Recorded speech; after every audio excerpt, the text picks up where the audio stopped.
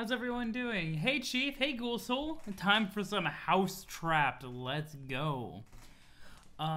We are still in Act 5. We are on page 2996. Yo, Melody Blueglass, hello! How am I this weekend? Ready for some quality Homestuck? I'm very ready for some quality Homestuck. I'm excited to spend time with Jade. It's been a while. How are you guys all doing today? Are you guys having a good weekend so far? I know for us over here in the States, there's it's a Labor Day weekend, so that should be really exciting. I hope people enjoy like having a day off. But how's everybody's weekend going?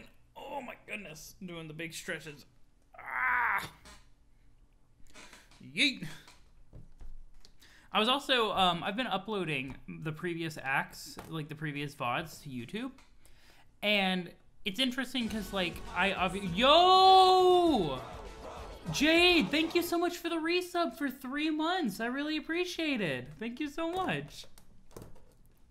I've been spending some time going through on the YubTubs and going and putting up the old VODs, and even though I have to, because they're like 4 hours long, I have to go past a lot of it, you know, in editing, and be like, just trust the fact that like it's interesting, hopefully. Sometimes I catch things that I've forgotten about in the comic. Like, I don't know who helped Jade send June the bunny. Yeah, put up Act 4. There will be another VOD going up tomorrow morning. You guys have to keep the Whooper Pog. Hell yeah, Whooper Pog is great. You can, again, thank Zek for that. It was totally Zek's idea. You had a horrible night of sleep, so you're just sort of hoping to be able to stay awake for stream? Oh, well, I mean, if you need to go and sleep at any point, like, don't feel like make sure you do what's healthy for you. I'm sorry you had a bad night of sleep, though. But, like, one plot point was that whoever, like, wrote the letter with Jade to send June the bunny to protect her against Jack Noir, I have no idea who that is, and I don't think it's been revealed, but it's been so long that I had completely forgot about it. That's a common experience. You caught a lot of details on later read-throughs. Yeah, like, I don't know. I'm trying to keep an eye out for that kind of stuff as I go back through and do some editing, because, like, Hussie is really good at just dropping things and not touching them for, like, a year. I have no way of knowing who that is yet. Yeah, no, I have no idea, but I forgot that was even a person. Like, that was even one of the many mysteries. But let's have Jade get out of bed. UD bed. The snow is quite deep. We are in the land of frost and frogs. Pester John. You'd like to report to John, but it seems you've misplaced your laptop. That's right. It was in the atrium when you got slapped with that stupid blindfold and all hell broke loose. You hope it's okay. It was your favorite computer and your favorite lunchbox. I like the Aurora over there. Huh? Oh no. This is a callback to when Beck was over the horizon, right? Jade time indeed, re-recursive. Oh my goodness. It feels like so long since Jade's done anything. It's super exciting. You don't see anything. Someone out there is messing with you. Good thing Grandpa told you taught you to never leave home without your rifle, even by accident. Strife! Okay, wait. Flash time, let's go. Allow flash, here we go. It will probably be loud. Yeah, this is basically the same image. It is. It's a good callback. I like it.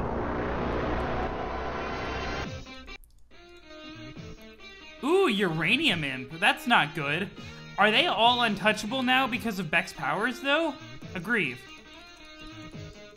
Yeah, that's bad. That's really bad. Things might have been fucked up. This might be terrible for everybody involved. Agreed. Stop teleporting us. Boom. Ooh, this is pretty, though. The music is so good, guys. I love it. Whoosh. Fire. Hello? Whoa, Jade is crossing between the different planets. Because this is Dave's planet with the stock market, the land of heat and clockwork. Oh, now we're over at the, at Lois. Yo, wait, can they just zoop around to planets by trying to hit their enemies now? That's actually kind of useful, but terrifying. Bloop. Boom. Yo, Khaled Bolg! They have Khaled Bulg over here. I love it. Hi, Dave. Bye, Dave. See ya. It's been years since we had a Strife Flash. Indeed, especially one this intense. This is bad, though. This is very bad. I mean, sword? Yeah, I mean, I guess technically yes, but we all know it's from Final Fantasy X. Ooh! Ooh, we had a change. Hello. Back to Lois. Badoosh. How long? I wonder how long this goes on. Oh, hey, what's up? Oh, that's bad. Fire? This is different. Hi, Dave again. Future Dave? Another future Dave?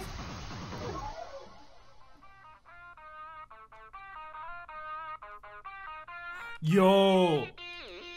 That was such a cool little flash-in. Hey, Beck Sprite. You have fucked us all. It keeps happening. Yes, it does. Oh, does this start over from the beginning? Is that what this is saying? Yeah, this is just starting it over from the beginning now. It loops. Yo, this music's so good. But, Beck, you kind of have done diddly fucked us. And by fucked us, I mean Beck has done exactly what Vriska has done and ensured that the timeline is correct. You know what I mean? Oh man, this is interesting. Because, like, everything has gone all done diddly to shit. But it's all for the sake. It's all for the sake of maintaining the time loop. Yo, this is cool. Yo, I love these emotes. Naughty Dog, bad boy. Oh, but Beck just wanted to care about Jade. Oh, goodbye, Imp. The only way that we can handle taking care of imps now is by utilizing Beck's power. We're in big shit. Big. Oh, good dog, best friend. Oh. Level up. You finally hop off the lowly green tyke rung and secure your position on the somewhat respectable Kiddo Eclipse rung. You have a lot of climbing ahead of you. That's true. Like, Jade has not been, Jade has not really, like, raised her echelon very much from the beginning. Thank you, best friend. Thanks, Beck, good boy. So, can you talk now? What do you have to say? Okay, that's an epilepsy warning. Okay, whoo. You think you will try to keep conversations with Beck Sprite to a minimum from now on. That face for Jade. Oh my goodness. Greetings. Hello. You have extraordinarily bad timing. Her guardian will not be pleased with your intrusion. Don't I know you? Yes, you do. You might want to step away from the computer. Oh boy, is Beck gonna... Oh, that's how that exploded. Okay. You have no idea how to rule. What orders could there possibly be to give anyway? Oh my goodness, I love PM so much. Lots of Act 3 callbacks today. Indeed. All you wanted to do is deliver mail. You do not want to be the stupid queen, and you don't want to wear this, and you do not want to wear the stupid mailbox crown. This is stupid. Dumb. Which makes a lot of sense since I was the Jade Act. Yeah, I have to admit, the fact that we have like 5,000 pages ahead of us worries me about the pacing of the comic, because part of it feels like it's actually building towards an appropriate end, but we're not even halfway through. So I'm a little concerned about how the pacing of the comic will eventually go. But we'll see. We'll see. This comic has surprised me in more ways than one. So, approach the queen, though. Your new ruler seems upset. You understand it's not easy being in a position of authority. You politely inform her that as a queen, she's under no obligation to wear a crown. It is her decision. She should understand that a queen is the sum of her decisions, not her fashion accessories. And no queen makes decisions alone. All wise rulers surround themselves with trusted advisors. The new queen should understand she has friends to help her. That's actually very sweet. Homestuck's pacing is weird. Yeah, that's definitely a thing. It sure is building towards... Okay. Everybody's saying the same thing in chat, though. Oh, boy. Point Royal Advisor. You make your first decision as the new Prospidian monarch. The quintessent receives the new royal insignia. Oh, I like that it's a stamp. You return to the Grand Foyer. It's a bit less cluttered than you remember it being. Let's see. What happened in here? Where is everyone? All the globes and house guests and the crux tender and Grandpa? Beck, what did you do? Has someone been a bad dog? Wait, never mind. Please don't answer that. Go upstairs. You return to find your beautiful atrium in ruins, and to make things worse, your alchemitor and totem lathe were destroyed as well. On the bright side, it looks like your lunch top was undamaged. You've been dying to get back onto your computer so you can touch base with John again. He's probably been going crazy about you, but it seems like someone else is messaging you right now. Yo, let's chill out with Dave. Oh, I love it when they go into hero mode, I believe you guys said it was called. Crux Tender, Crux Flyers and Alchemixers, Crux Tundle. Did I say the wrong thing? When I was looking for the Crux Tender? I maybe might have said the wrong thing. I do not know. Let's see. But either way, answer Dave. Yeah, I like it. I like it a lot. Hey, welcome to the medium finally, I guess. Hey, last time I talked to you, I was asking for your help, and you were just knacking at me. What was up with that, bro? Oh, I don't know what you're talking about. It was probably just some horror terror chirping at you during one of your nap bubble mind fucks. It's not the point I just wanted to say. I just saw you. You did? Yeah, you appeared for a second shooting at an imp and then you disappeared. Oh, yeah, I really got around during that battle, didn't I? It was really intense. Those stupid things are impossible to kill. No, you can kill them. You'll get better, don't worry. In the heat of the fray, I didn't notice you. Where were you? 3 places. I remember seeing you twice before in different locations, but at the moment I'm standing in the middle of this snowy goddamn field freezing my shit off. Just wanted to see if you were cool. Yeah, I'm fine. Thank you for asking. What do you mean you remember seeing me? Was I jumping through time or something? No, I was. This is future me. One of the me's, future me's that is. You're from the future? Yeah, Jade, that's what future me means. Nah. John told me you were doing some time traveling. Yeah. That is really freaking awesome. Really, really awesome. It's okay. Hey, it's pretty fucking cold. I know. It is a really neat place, but it's so freezing. So, I'm gonna go someplace warm, be back in a while later. Wait, Dave! Oh, the stupid, lousy, cool dudes. Okay, I'm back, an hour later. An hour? An hour for me, a second for you. I ran around for an hour, got my ass someplace warm, went back in time, picked up where we left off. I cannot believe how cool that is. This is me not believing neither that nor its coolness. Crux Truder. I like Crux Tender better. It's like chicken tender, but for cruxes. Yeah, I guess I'm sort of used to it by now. I don't think of hours going by the same way anymore. I mean, there are my hours, but I know everyone else is. They're kind of like private hours, all to myself, while everybody else is sort of in slow motion, stuck in the thick of the alpha. I don't know if I get that, but okay. Well, yeah. My thing is time, yours is space. Pretty different things. You get things about space that I don't. Or you will. I will? Yep. Okay, but anyway, you're right. It's cold. I have to go back inside. I wish I had winter clothes. And if I did, I also wish that my wardrobe fire didn't blow up with all my beautiful clothes inside it. I'm so horribly unprepared for this. I've never even seen snow before. Can you believe that? Pretty believable since you lived on Guam or wherever the fuck, and also inside an active volcano. Derp, yes, Dave, that is so where I lived, and that is biographically accurate that is as biographically accurate as it gets about me. Well, I've never seen it either now that I think about it. No? No. Isn't it great? Nah, lava's better. No. As a Texan, you would embrace the glory of snow. It's a Cruxtite extruder, it's a Cruxtite chicken tender, Meldy. That's what it is. You cannot deny it.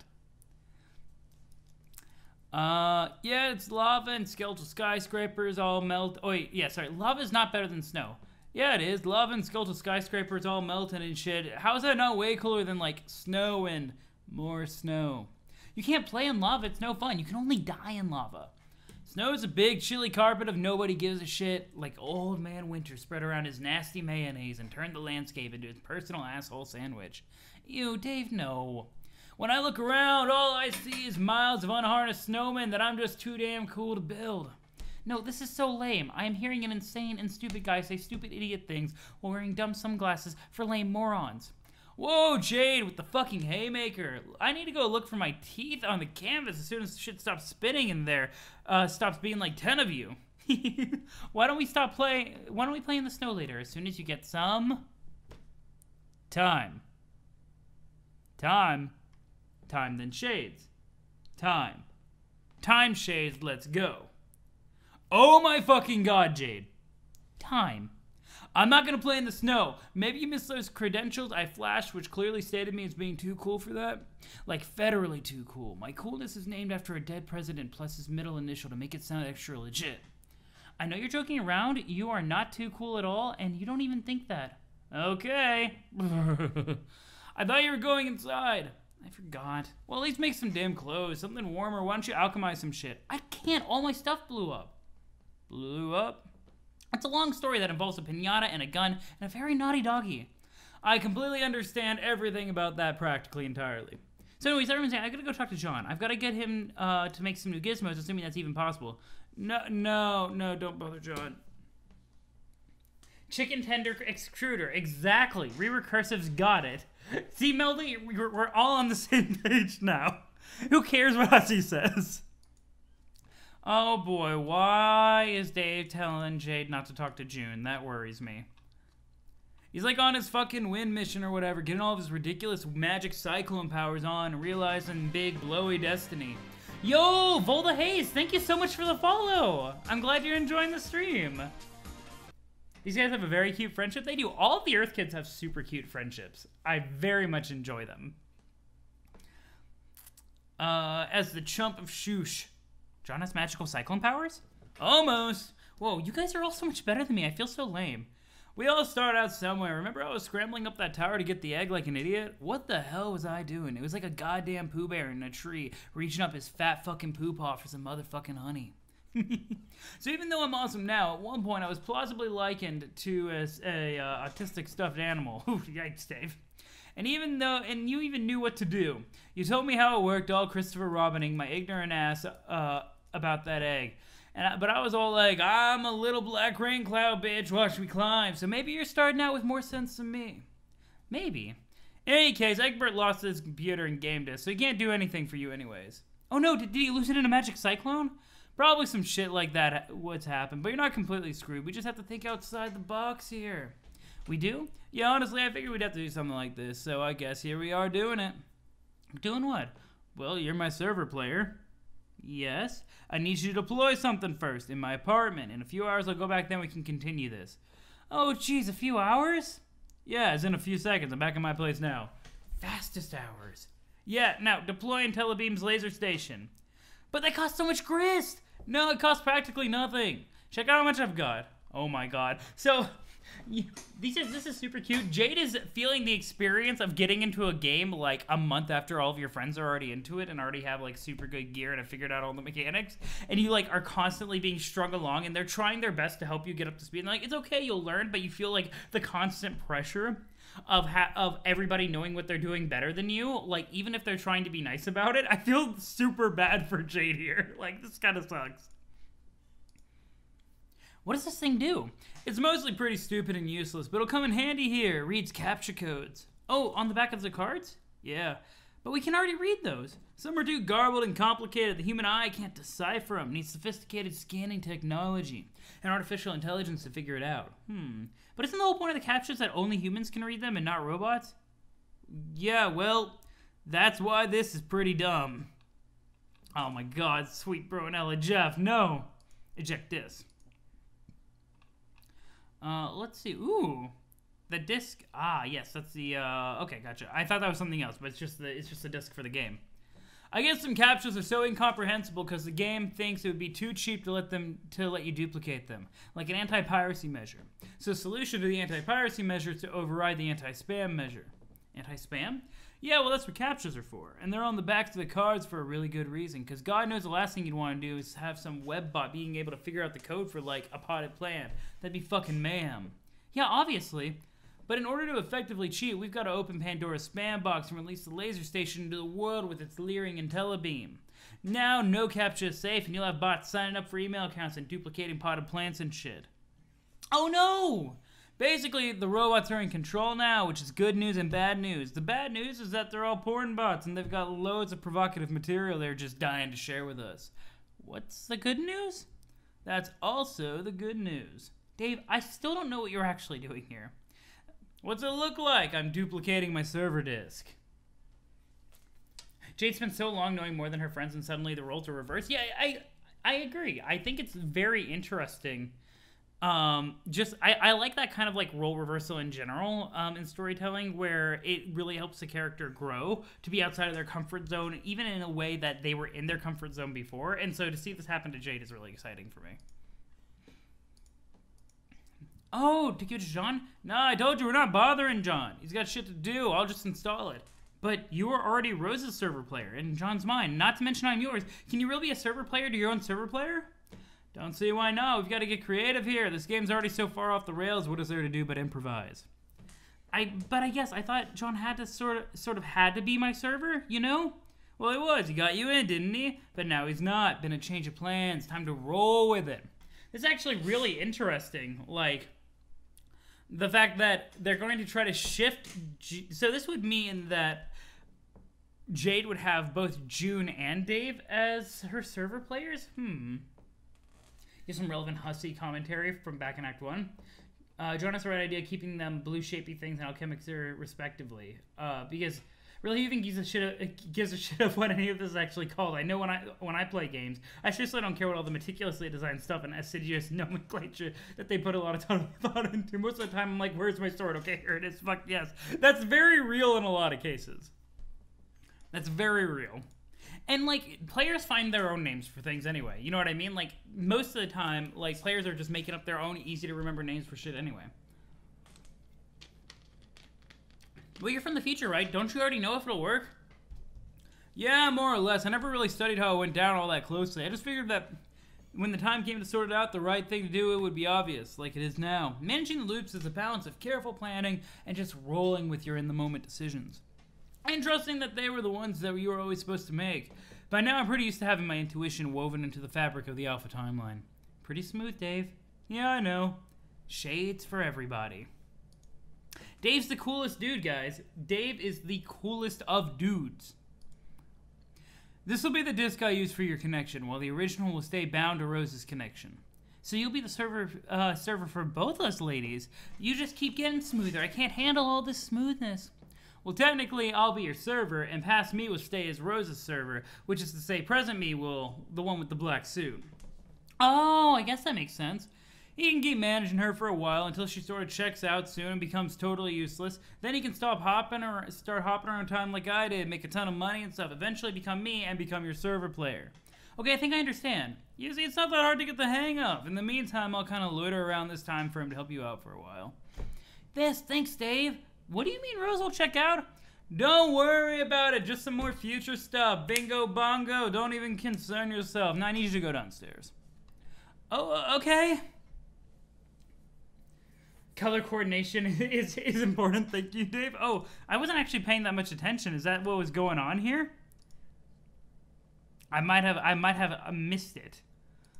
Let's see. Oh wait, this imp is not super powerful imp. Okay, interesting. I'm just gonna cut right to the chase and upgrade your alchemister so you can avoid a lot of the bullshit. I'll give you some codes and you can punch cards and slip it into jumper blocks, which are really the exact same codes you first gave me when we upgraded my alchemister, which seems like a hell of a lot of time ago.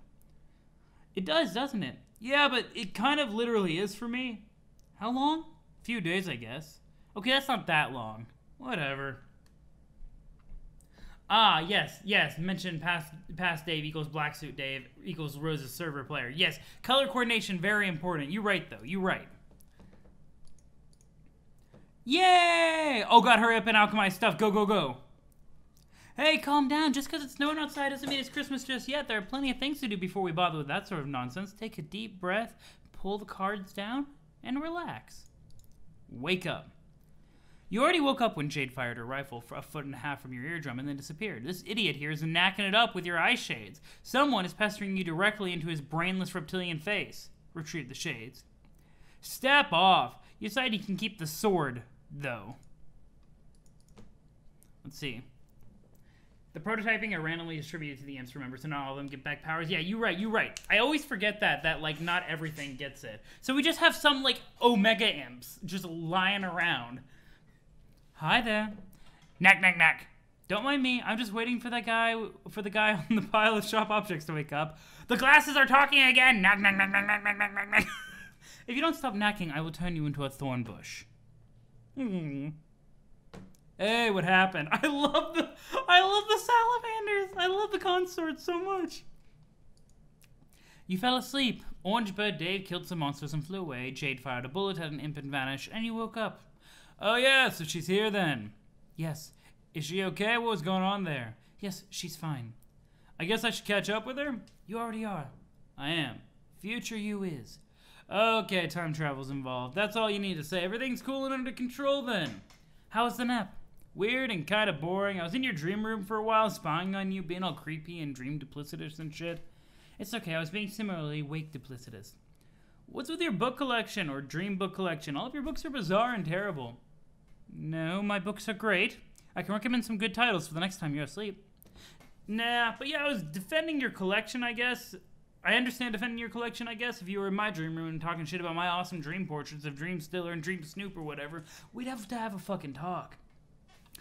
Did you do anything on the moon besides rifle through my belongings, such as remove your shades and turn your gaze ringwood by any chance? Oh yeah, I did. What did you see? Horrible things. Horrible terrible? Yeah, it was like peering through a dark portal of an eldritch red lobster and scoping out its all-you-can-eat seafood buffet. And when I saw them, their voices became clearer. What were they saying? I couldn't really focus on anything specific, but in totality, I'm pretty sure it was like, a plea for help? Interesting.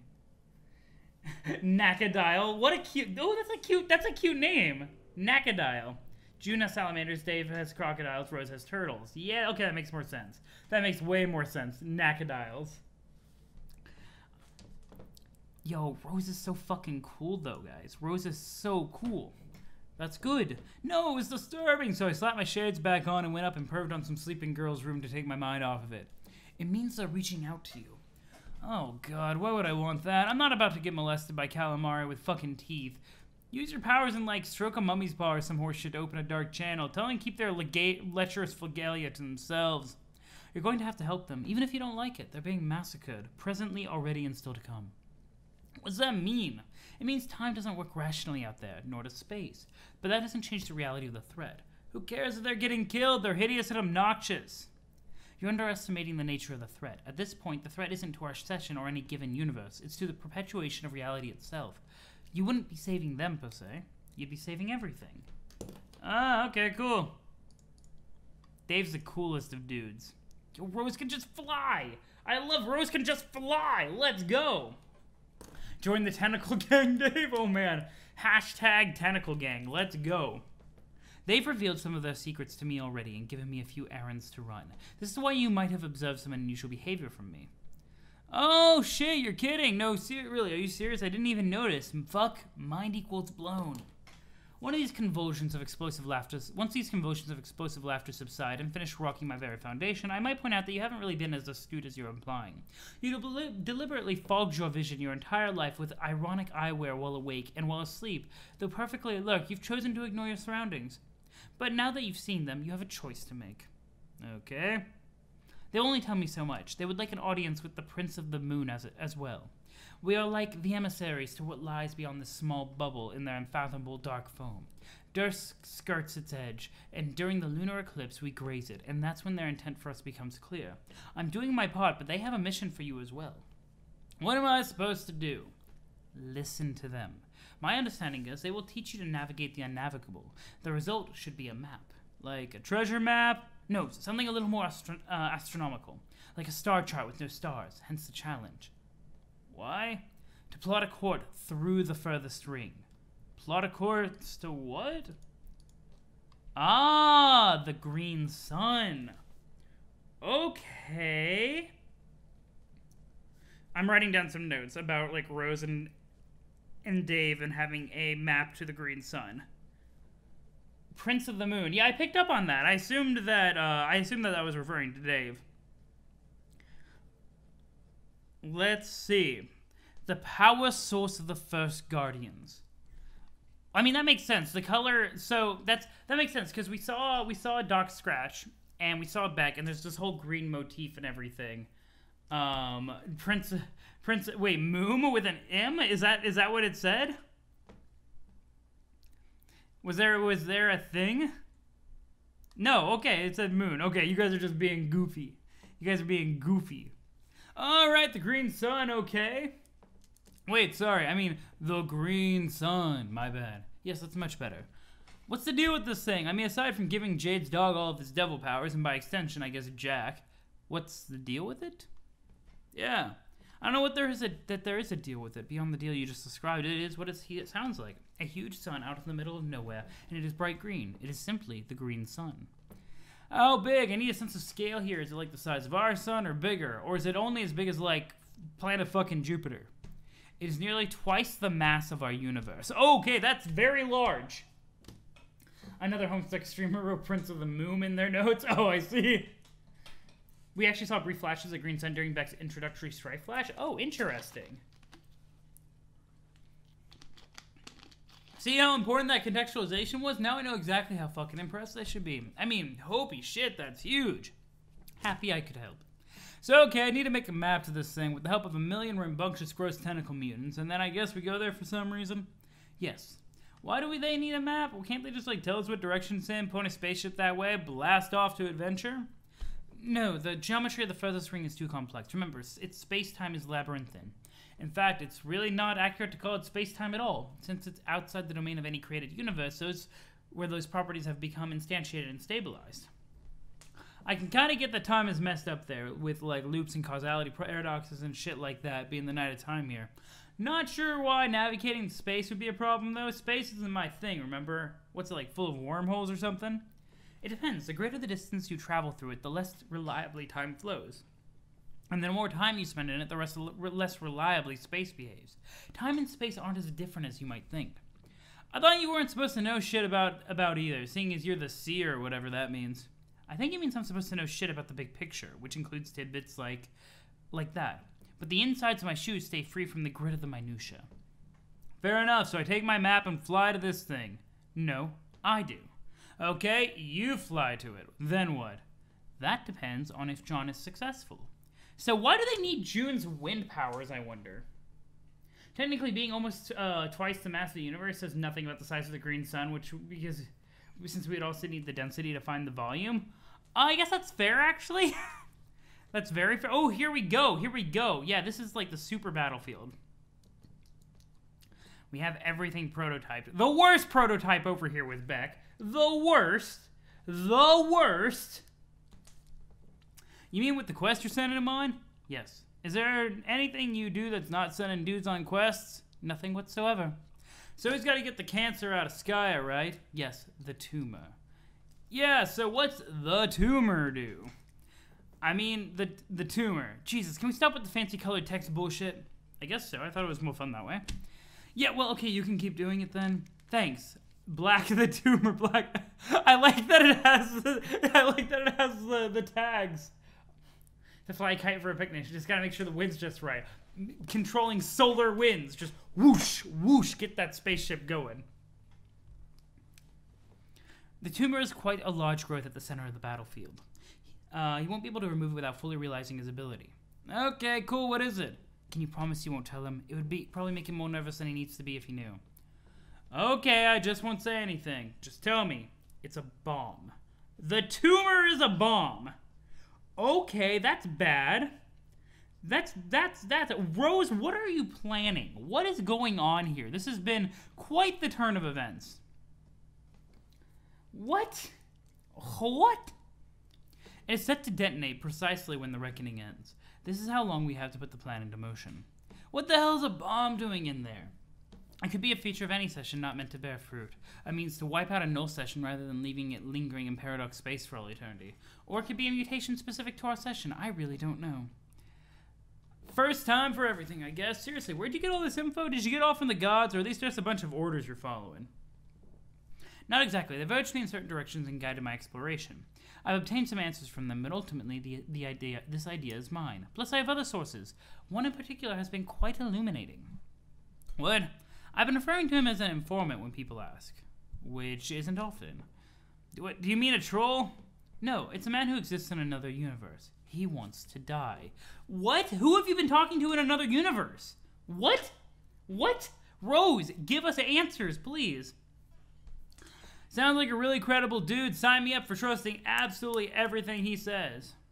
Only as credible as the omniscient tend to be. Ah, fuck. Ah, so he knows everything. Yes, I think that's what omniscient means. But maybe I'll ask him about that since he's the omniscient one.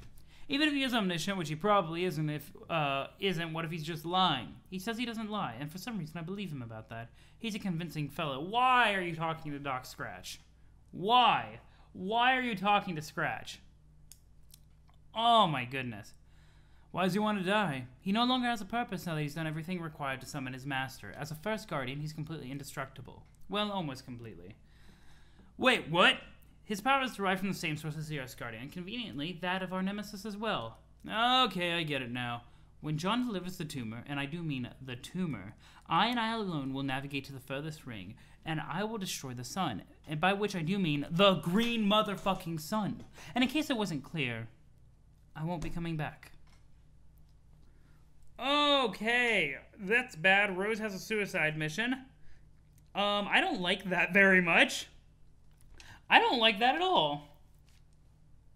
Love how all I need to hear is omniscient. You know exactly who she's talking about. Exactly. Like, who else goes on about their own omniscience that much? Whoa, fuck. A suicide mission? Are you serious? No, bullshit. That's not happening. Hey, look. Suddenly, everything we just talked about was useless because it's time to make a plan that doesn't fucking suck. Let's not be dramatic. I was talking about my dream self. She's the one who won't be coming back. Oh, okay. Oh, yeah, that's fine, I guess. Those fuckers are all kinds of mad expendable. Way to leave me hanging there. For someone who's saying, let's cool it on the drama, the whole I won't be coming back thing is pretty theatrical bombshell for future reference. That's true.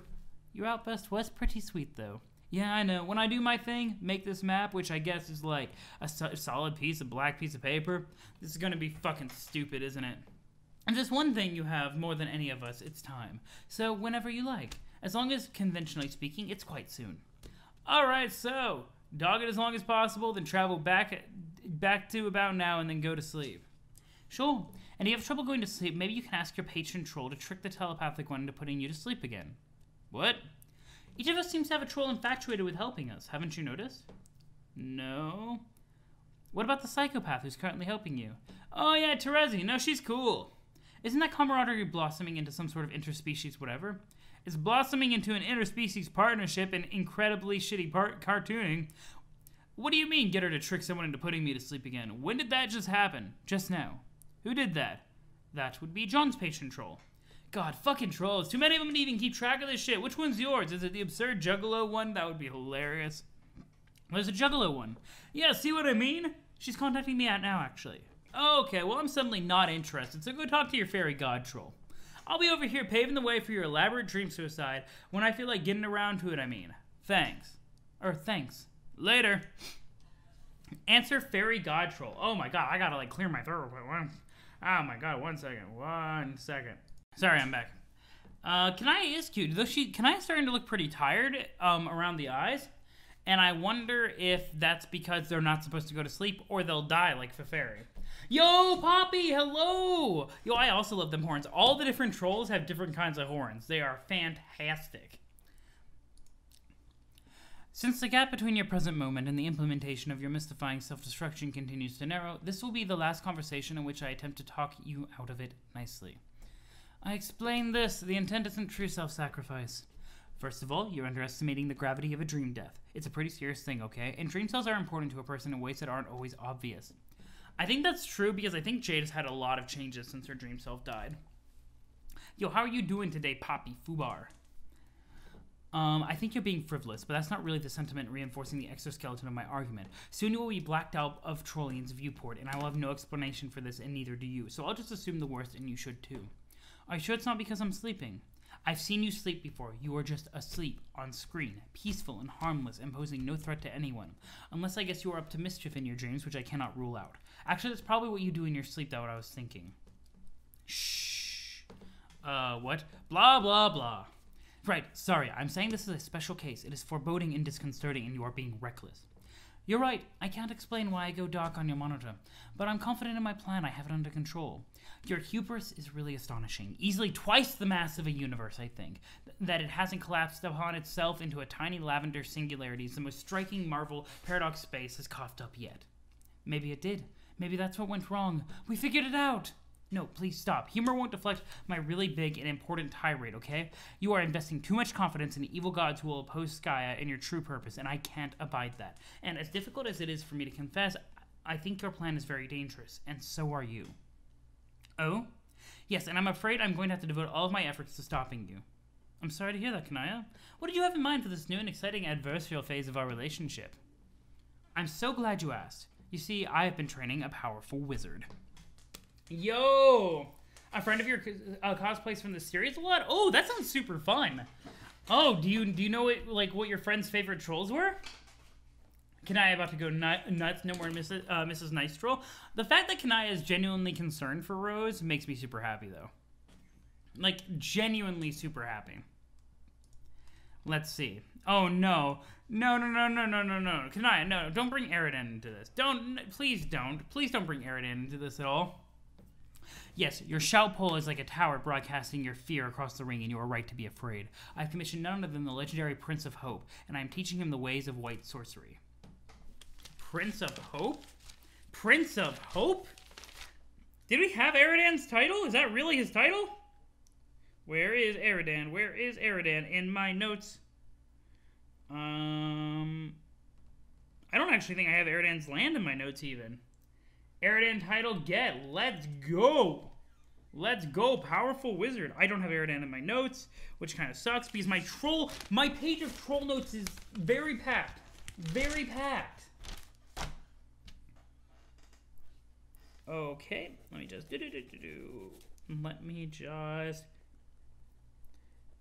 Eridan, Prince of Hope. And I'm teaching the ways of white sorcery. I've observed your methods and I will come to the most unwelcome realization that all of your guile and cunning has finally backfired. This noble magician of pure light, fucking Eridan, are you kidding? Will serve as the counterpoint to your arcane debauchery. He will hunt you down and goodness and hope will prevail. Is it too late to throw myself at your mercy? Yes, it's much too late for that. I'm getting some, serious sexual tension between Kanaya and Rose. And I've been doing it for a while. But I'm just saying, Kanaya and Rose OTP. I see. Then clearly I'll have to prepare for this soul-sundering duel whilst I make my own funeral arrangements. Yo, fucking Eridan. The idea that Eridan is just, whipping out this mage stick is quite impressive. I can't wait to do Scottish Wizard. Oh, Kanaya's so cute over there. It's a good as fuck ship. I love it. I love it so much. Oh, he said he believes securing a corpse box would be prudent. Fitted to dimensions suited to your myriad of unassembled leaky body parts in aggregate. What will herald the arrival of this swift and righteous thaumaturge? Will I be blinded by the fearsome lashes of light riveting from the incandescent coastline of his beauteous aura? Should I borrow my friend's sunglasses? Yes. Definitely. Definitely do that. Wait, I hope that wasn't too emphatic. Maybe at this point I should clarify that this is all a big joke. Yeah, I was getting that. You don't always have to tip your hand, Kanaya. You were doing well. I was. Okay, great. I think what I find most challenging about human insincerity-based humor is the degree of commitment to the fantasy which is apparently requisite. We take it very seriously. I mean to say, the gesture of hostility in this case was a joke. I did, in fact, train this character. I made him a wand to shut him up. Literally just made him a wand. Oh my god. The most common fandom name for this ship is Rosemary. Oh, okay. That's a cute ship name. The fact that she made Eridan a wand just to make him stop yapping is my favorite thing. Oh my goodness. Wait, you did, really? He wouldn't harass me for your secrets. That's incredible. Well done. He's the one with the royalty complex and speaks with all the extra V's and double V's. Oh, I knew exactly who you were talking about from the start. I must say, this little project pleases me. Do keep me appraised of all further developments. Okay, I will. At least until my looming grimdark death steals me away. Yeah, that. It's still something I don't really want to joke about. I hope that came across as a sincere statement. Aww, Kanaya! Yeah, I remember Blue Glass. I remember, but thank you for clarifying in case I didn't. But that's a really sweet thing for Kanaya. Oh, When the trolls start being sincere, it breaks my heart a little bit. Answer Fairy Troll God. Wow, Jade's Fairy Troll God is Tavros? Did I miss that? Okay. Hey, Jade. Oh, hi, I remember you talked to me a lot in my dreams. Yeah, but now I'm talking to you being awake because your robot can't type because it had an explosion. Yep, that's because my dream self died. Pretty catastrophically. Oh, no, I'm definitely pretty sorry to hear that. Thanks, but I think I'm okay. I felt pretty shaken up at first, though. Yeah, I did too. I spent so long sleeping and dreaming and playing on Prospect that being awake was made to feel weird, and I didn't like it for a while. Yeah, I've done a lot of sleeping myself. Oh yeah, I know, but I saw you. You were awake a lot too. After a certain moment, I spent about just every waking hour being asleep. Wow, why did you sleep so much? It was just a better way to be, more peaceful and fun, and I guess there was something that happened that was incredibly terrible and sad. It made me feel terrible and sad and sleepy, so I slept a lot. Oh no, what was that? What was it that was so terrible? I'd prefer that thing I want to talk to you about to not turn into that topic. Okay, sorry for prying. What did you want to talk about?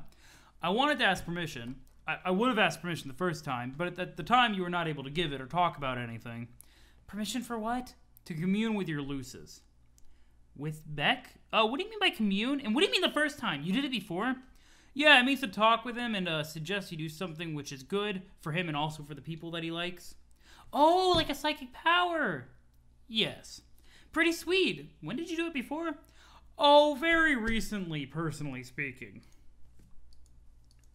But for you, it was a very long time ago. Interesting. Why is your stream lagging? Oh, no! No! You've always wanted to join, but the stream doesn't work for you at all. It's like 1 FPS. Is anybody else experiencing that? Or... Yo, little Jade. You're not experiencing lag? Okay, so I guess it's unfortunately on your end. I wonder why you're running into that, hetero. Huh, that's interesting, because, Yo, GA, what's up, Grim? Well, I hope it fixes itself soon, Melody. How are you doing, GA? Let's see. And it was a really good example, I think, of exactly why Wigglers should not be allowed to dual-wield flintlock pistols. What? Dude, did Jade shoot herself? So I did the liberty of communing with your Lucis, which I hope wasn't out of line, but like I said, you were unavailable, by which I mean unavailably small. Oh my god. Tavros saved Jade's life! So then I communed him to use his amazing powers to intervene and reroute the project. Oh!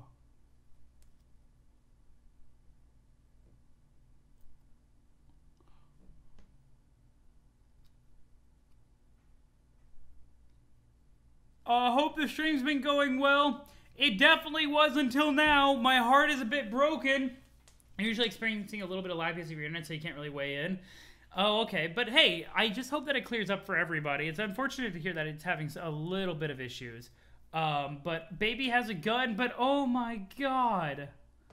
No! The stream is going well though, GA. Don't worry. Saved her life and killed her grandpa all in one. And also, as a wonderful bonus and coincidence, it happened there was a felon on your property. And I think that was surely an aging rogue who was very much keen on intruding between your really nice-looking family, and as fortune would have it, the small missile was redirected into the senior interloper's chest, and he died. God, Tavros looks very angry. Or not very angry, very evil right now, even though I don't think he means it. Yo, Jeepa! Tavros! Oh my god, that wasn't a senior interloper. I'm pretty sure you're talking about my grandpa. Oh. And if I'm interpreting correctly, you're saying you used Beck to make me shoot him? Oh, that's so awful. What's a grandpa? Oh boy, okay, it's basically an old man who serves the same role as I guess a Lucis does on your planet. He was like my dad, he took care of me.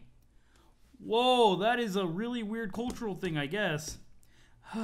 Sorry then about my cultural ignorance. Well, I'm not blaming you or anything. It just sounds like you were trying to help, and you did save my life. But geez, I mean, talk about a misunderstanding. Jade's pretty chill for finding somebody who killed her grandpa. You thought it was going through Twitch stream servers, but you've got no problem with the previous stream 5 minutes ago? Yeah, I have no idea. I have no idea why you're running into issues then. The stream health seems to be pretty okay on my end.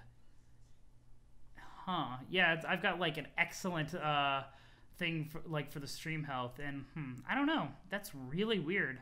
I'm assuming you've already tried refreshing the stream. G-Paw got papped. Oh my god. When cultural differences lead to murder. Yo, this is like Jade's being pretty gracious about it though. Turn on the quality of your stream down and that kind of help. That's unfortunate that you had to do that though. Well, now I feel very stupid, but I don't think I'll give in to bad self-esteem this time around about this. It's important to stay confident about stuff, don't you agree? Sure. And I think it's a good opportunity for us to bond and become closer in an emotional way, probably. It is? Oh yeah, see the funny thing is I also killed my Lucis by accident. I mean, my Lucis was was a little fairy bull, not an old man with a huge gun. Oh no, how did that happen? I murdered him inappropriately with a 4-wheel device. What kind of device? Like the kind basically for cripples to sit on and roll around. Oh, you mean a wheelchair? I guess that's the way to call it. How did that happen? Well, I was sitting on it, being crippled like usual, and he got under the wheel in his nap. Oh, I'm so sorry. Also, I didn't realize you were paralyzed. Not that I'm saying sorry for that. That would just be rude, I think. I'm just saying sorry for your loss. Oh, it's okay on both things. He came back to life for a while and could talk, and that was fun. And also, I'm not paralyzed anymore. Oh? No, I have robot legs, and I feel great, and I can walk. Wow, nice. Oh, yes, it's truly nice. I'm a new and different guy, mostly. Being not physically handicapped is most certainly the key to having high...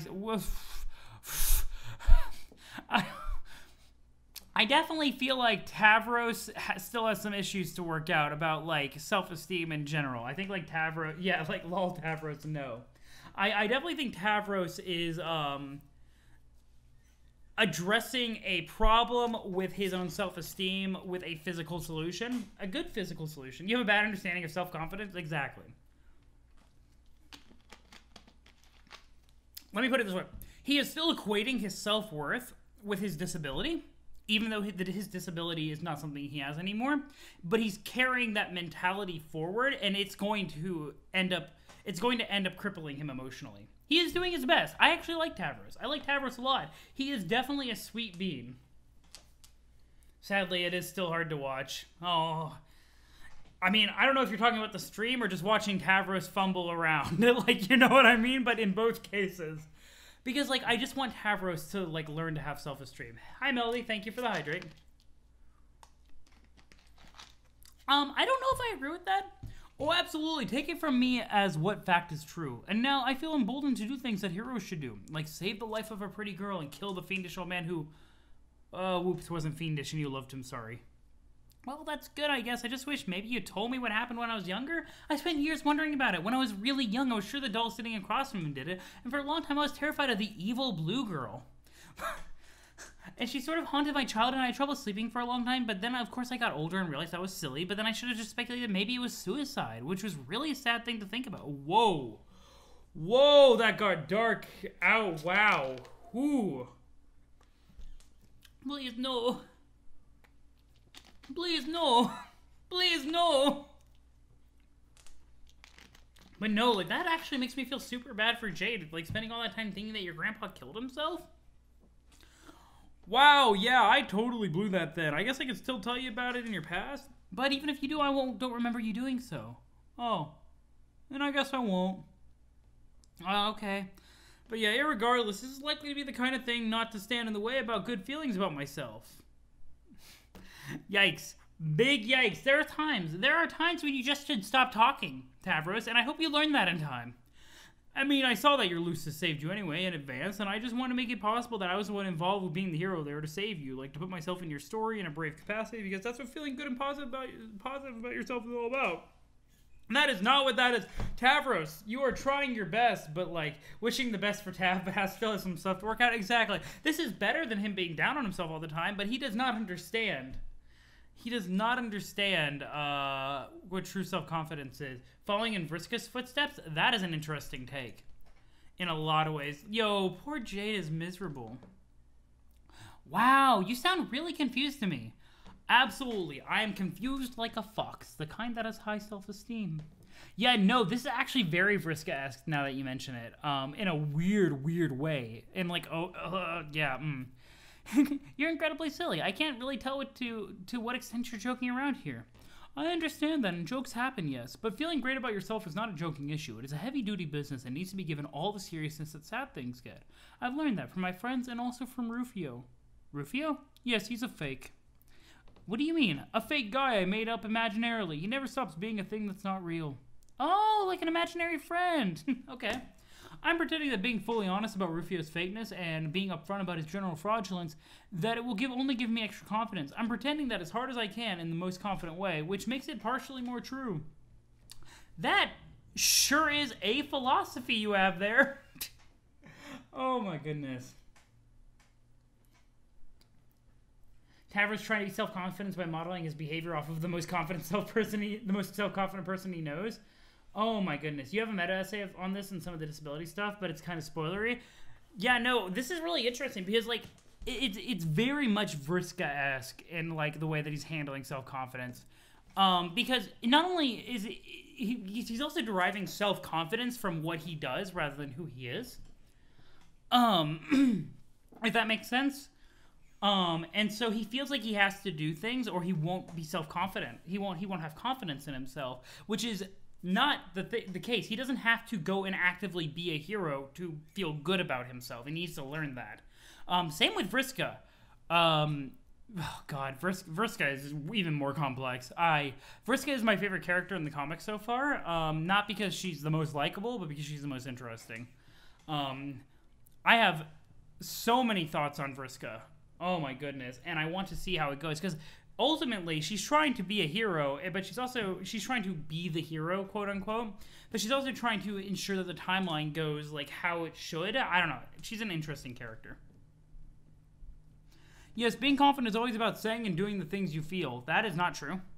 Even if the afraid part of you says, no, please don't do that. Like, here's the thing I'm afraid to say to you, Jade, but I'm too confident now to let my afraidness make me feel terrible. Yikes, spank your daddy. I will emotionally spank you, Poppy. Hey, welcome back. I'm glad that restarting the computer worked out. Welcome back to the stream. We're just talking about how Tavros is going down a dark, dark path.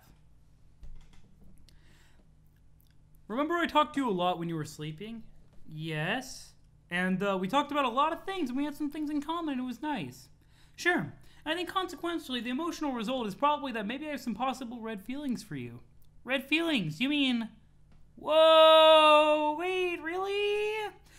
Wow, that was sure a hard thing to say and made me feel incredibly nervous, but I said it because of my remarkable leg-powered self-confidence. Leg-powered self-confidence! What a combination of words that create a sentence. Oh my goodness. Oh my god. This conversation keeps getting more awkward. Yep. Like, who? What? And now all I think that's left is definitely your reciprocation about that probably. Tavros, you don't just assume these things. Well, I don't think I can reciprocate. Oh, I mean, you're nice, but I don't really know you, and I don't even know your name. Oh gosh, how stupid can I be? I forgot to say, I'm Tavros. Okay, Tavros?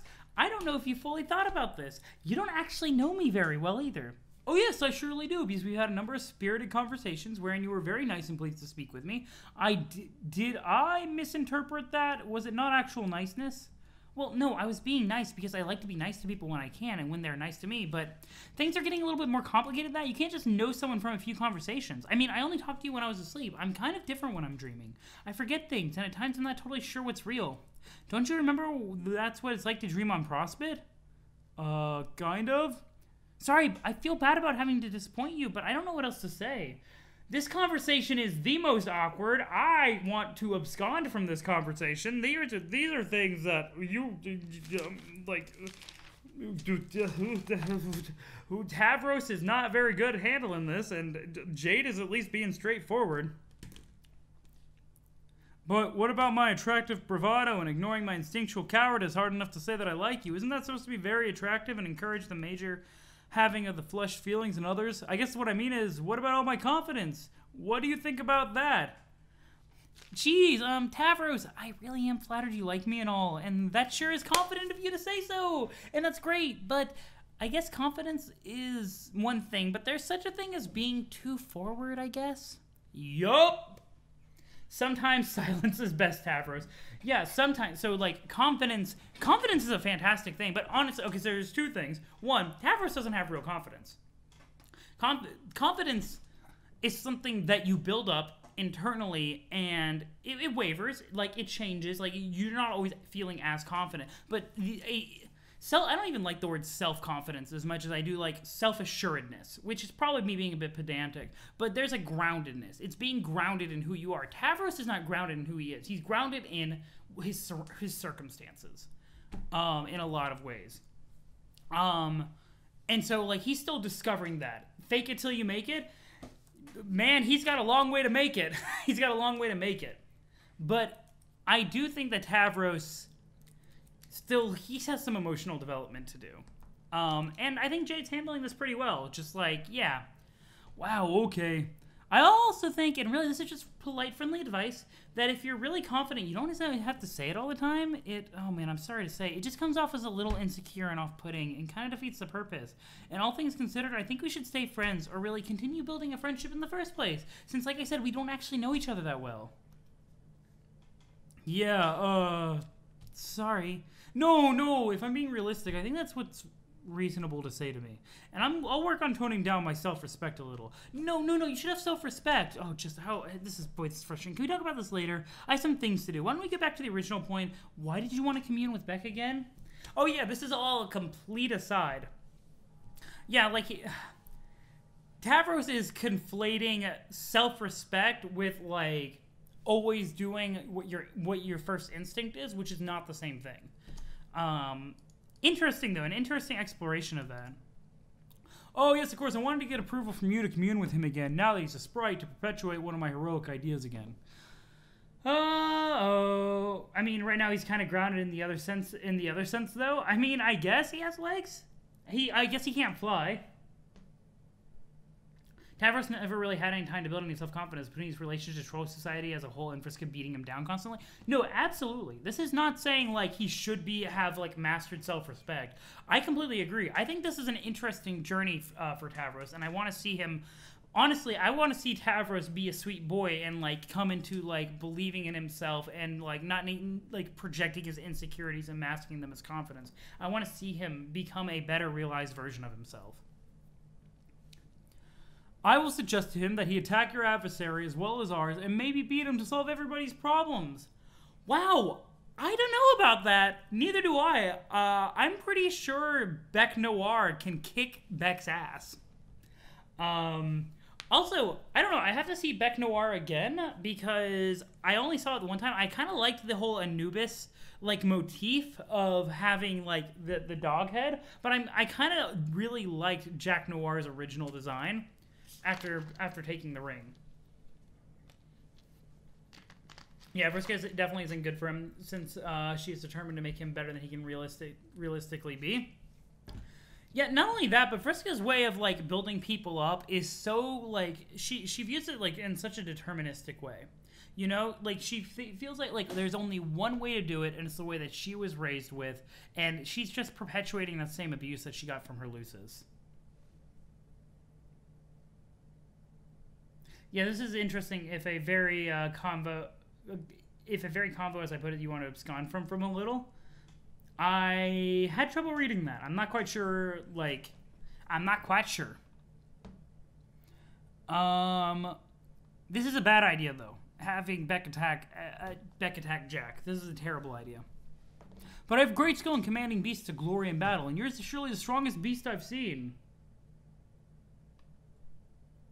Not so much to make him better than you can be, but her way of making him better just doesn't work for him. Yeah, that's kind of where I'm at. That's kind of where I'm at with interpreting it. But he's my best friend, and you've already managed to get one of my family members killed. But according to my self-confidence, I'm pretty sure I can use his power to be successful. Whoops, pretend I didn't mention my self-confidence or say anything off-putting. But all of our adversaries have inherited his powers. I would imagine the strongest guy would have all of his powers and then some. I am really not comfortable with this. Oh. You said you were asking me permission first, and I appreciate that. But if you were asking, I'm afraid my answer is no. Okay, I respect that, but I wonder... What? I wonder if a truly self-confident guy with the best self-esteem there is would even need to ask. Maybe the best guy would just know he would be successful and would do it anyway because it's for your own good and everyone else. No! Are you literally Vriska? What is wrong with you? Tavros, no! It's very interesting, but yeah. Oh, this is literally the worst thing on the planet. Oh my god. No way, that would be smug and arrogant and make you a bully. Later, if my friends and I want to ask Beck for help and decide that's our best hope, that's our business. Until then, please just stop meddling. Wow, okay, you're right about that. I'll respect your wishes, or will I? Oh, he's even adopting Vriska's, like, mannerisms.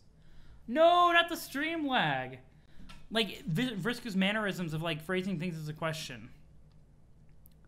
No, don't. Oh, I'm serious. Oh, I think my headache is coming back. I was just making a joke, sorry. I guess us becoming a friendship doesn't have to happen now. No, it's fine. It's just really don't want you to do that, okay? Yeah. I have to go now. Bye, Tavros.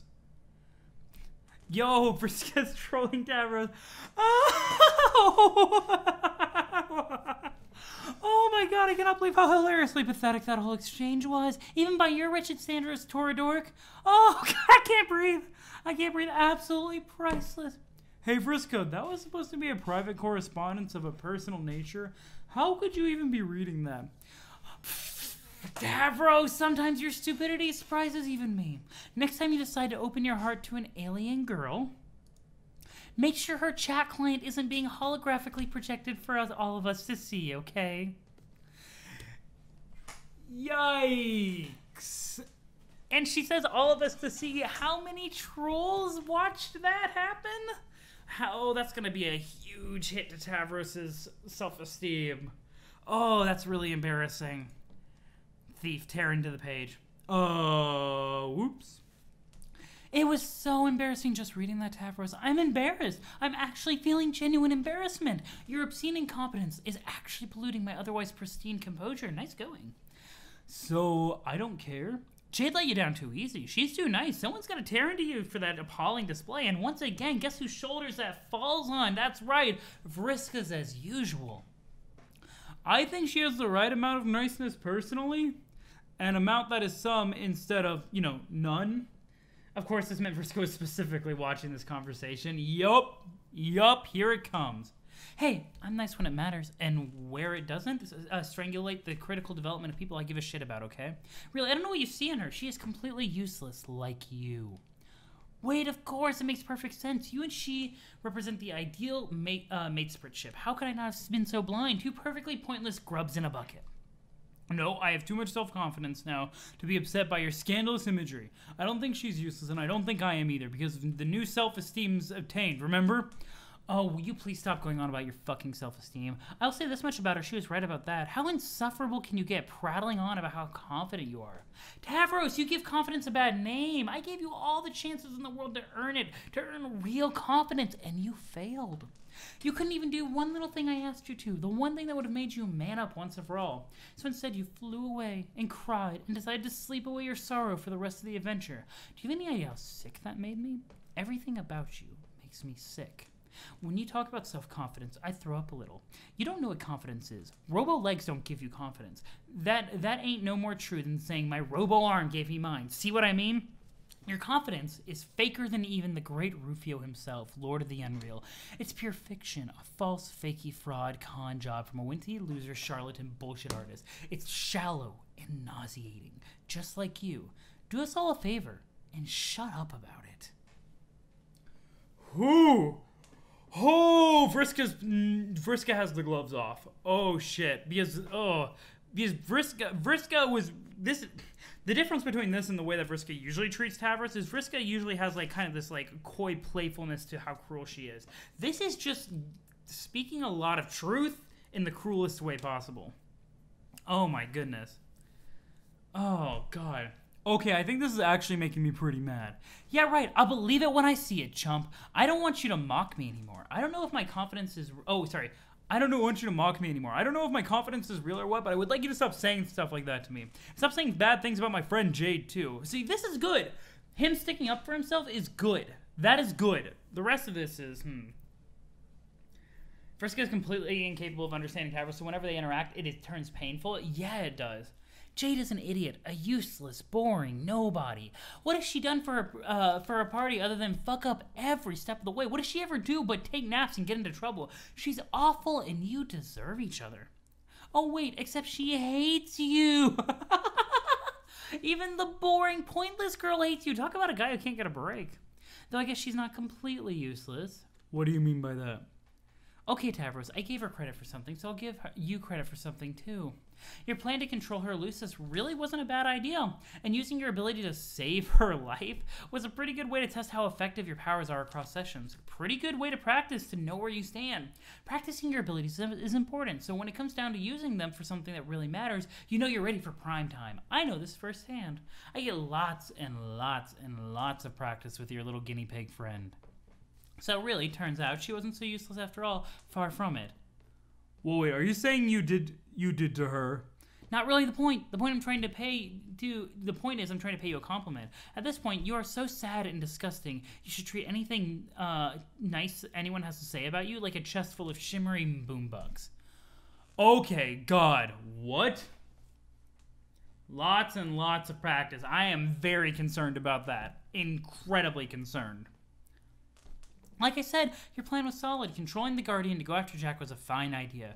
So sure would stir up some shit. Better than being an insignificant stuttering piece of trash all the time, I say. Also, here's the issue though. She doesn't say that it would work. She says it would be a good idea and would stir up some shit. And Vriska is all about forcing the timeline to go how it should be. Jade took lots and lots of naps. Yeah, you're right though. If that was Vriska across the timeline forcing Jade to be narcoleptic, that's kind of fucked and actually really interesting. And you were definitely onto something about doing it irregardless, not even a word, of her wishes. Because it's for her own good. That's what winners do. They do what's right for someone they care about, even if the other person does nothing but bitch and moan and act ungrateful about it. Better you learned late than never. In fact, I'll go as far to say that if you went ahead with the plan against her wishes, it might just earn you a smidgen of respect from me. We'll see. There's really only just one catch. Oh, what's that? Oh my God, Vriska has all these Nick Cage movies. The catch is that it's not going to work.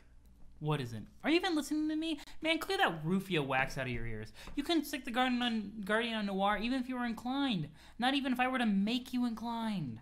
What? Because you are dealing with a pro here. I already thought of that. I thought of everything. The Guardian is not going to attack the agents who engineered him in the first place. Or should I say, who I should say were encouraged to engineer him. Interesting? What? Pardon? Yo, the Nick Cage love is real. I was striking a mutually beneficial arrangement. This is often the most effective way to manipulate others. I just sort of gave them an idea and nudged them along in the direction of seizing more power, which they wanted to do anyway. Remember, I already have a lot of experience getting these simple-minded agents to march to my drumbeat. I was exiling them left and right in our session. I'm an expert at this by now. Why would you do that? Tavros, at this point, it should be obvious. I am the unseen hand behind every major event in their session, and to some extent, their whole lives. At least those events not happening by the volition of their own natural incompetence. Don't you think this is how it should be? Shouldn't the greatest player leave her fingertips on every step of her rise to power, to the rise to power of her ultimate nemesis? Wow, no, I don't even know how to say all the ways that I think that's crazy. But you must agree, because you were copycatting my idea. Oh, I wasn't. You were brazenly self-inserting yourself into Jade's history. The self-insertion plan was my idea, and it's revolting and cowardly for you to deny it. That was for a good thing, though. I mean, Vriska is actually calling him out big time. Yeah, no. Sure, whatever you say. It's incredibly sad how outclassed you are. It's actually depressing that you thought you could beat me at my own game, and then most sickeningly of all, you don't own up to it. I have every angle covered already. The human session is on full circuit lockdown. Any effort you make to disrupt my plans will be laughable, just like everything you've ever done in your life. The only thing left to do now is to prepare to kill Jack myself and save everyone's ungrateful asses. It's a shame you're not strong enough to take him on with me. Too bad you spent so long sleeping instead of turbo leveling like me. We might have made a pretty awesome team. Oh well. Retrieve arms? From the beginning! Wait, we're retrieving arms! This Act 1 callback. Okay then. All of your usual insulting things aside, my take on this is that you created our impossibly hard bad guy who wants to kill us, and by association, I guess that makes you the bad guy too, instead of a good guy who's just mean. Nice deduction! Wrong, excruciatingly linear, and laced with the sort of absolute morons like to throw around, but nice. Oh shit. Oh shit, is Tavros going to war? Oh no, this is bad. Vriska's gonna kick his ass. And that being the case, even though I'm terrified of you and not as strong or real confident or only mostly fake confident, yes, go on. I think I am going to have to stop you. Yes, that's the spirit. Pretty weak slime threat there, but it's a start. Tell you what, if you can find me in this lab, you can have at me. I'll even give you a free shot. No funny business or anything. Okay then, here I come. I'll be waiting. Calling him out, but she thinks she's complimenting him. Yeah, and he's going towards stairs. No, I warned you, bro. Here we go. Happen. Boop boop boop. Oh, this is real fucking dangerous.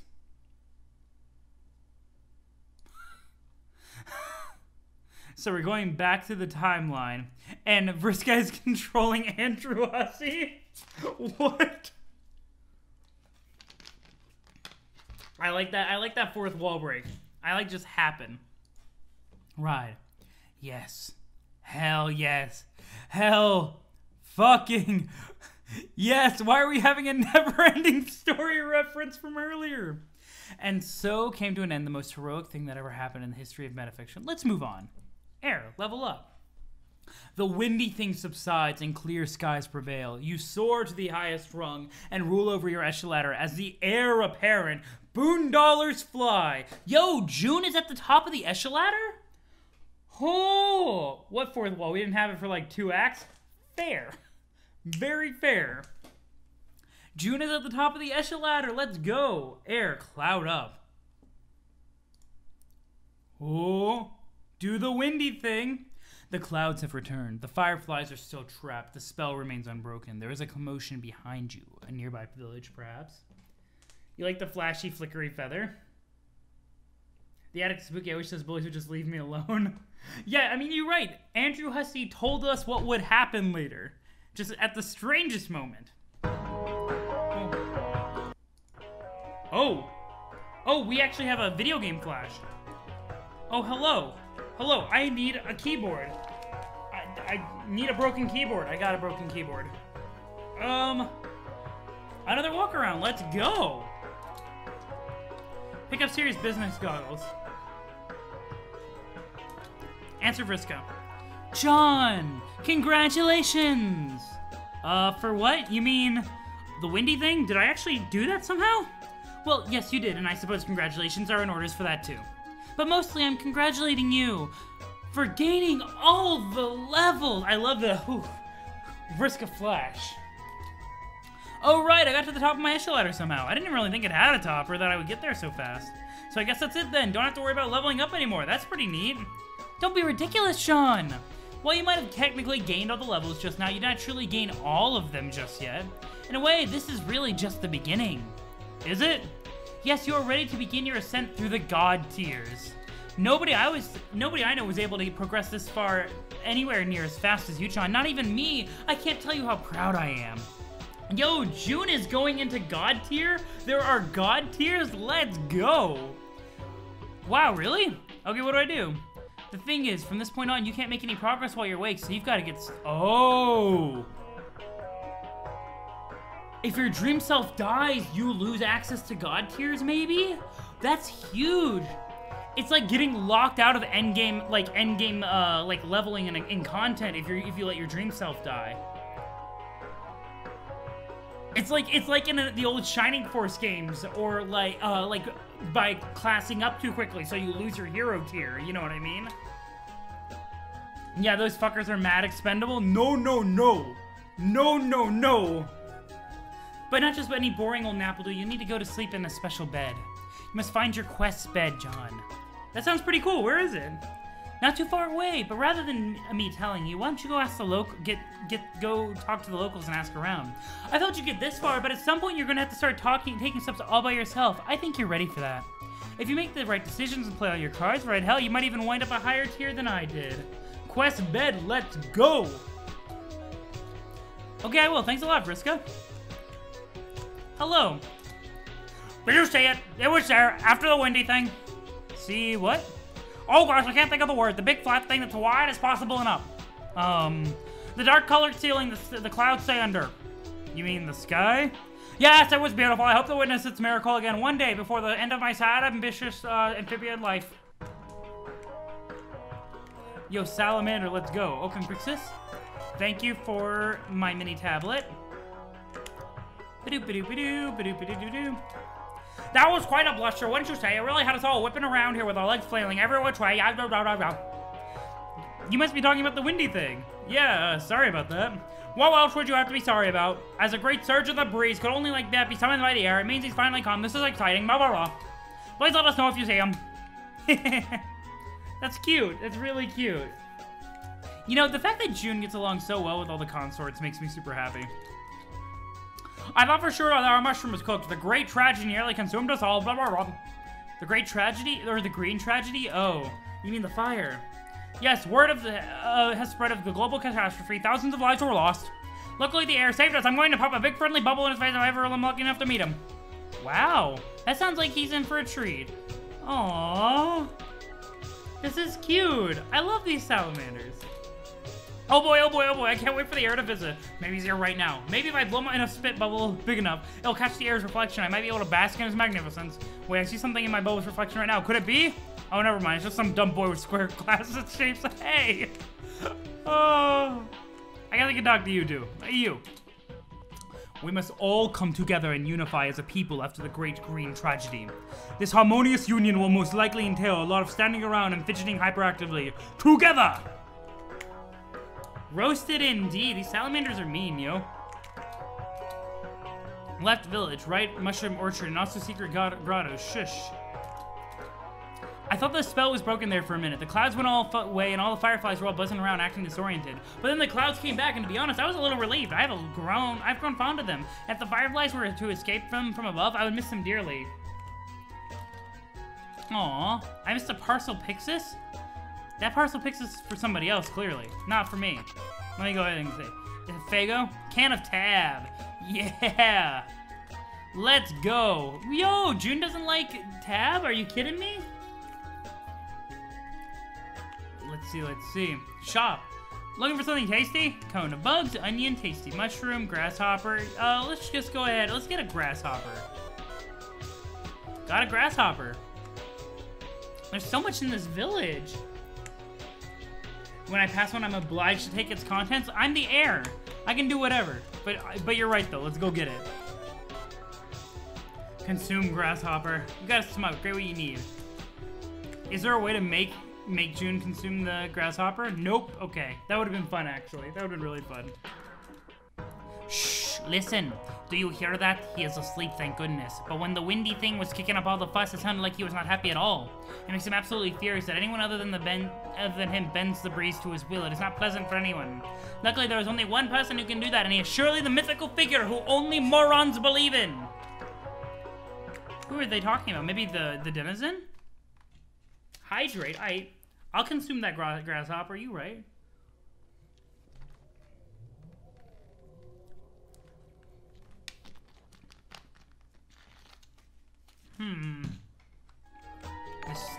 Mysterious. Yo, hetero! Oh, actually, thank you. Thank you, Grim Autolatrix, for the gift sub. I really appreciate that. Thank you so much. That is super sweet of you.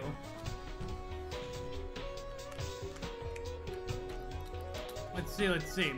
All the commotion very nearly looked the slumbering one. Enjoy the emotes, mainly Whooper Pog. Big Whoop Pog.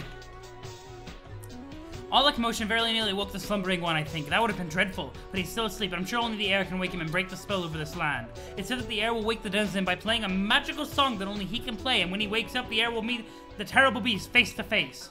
It is then that he will be offered the choice. The nature of the air's triumph depends on what he chooses.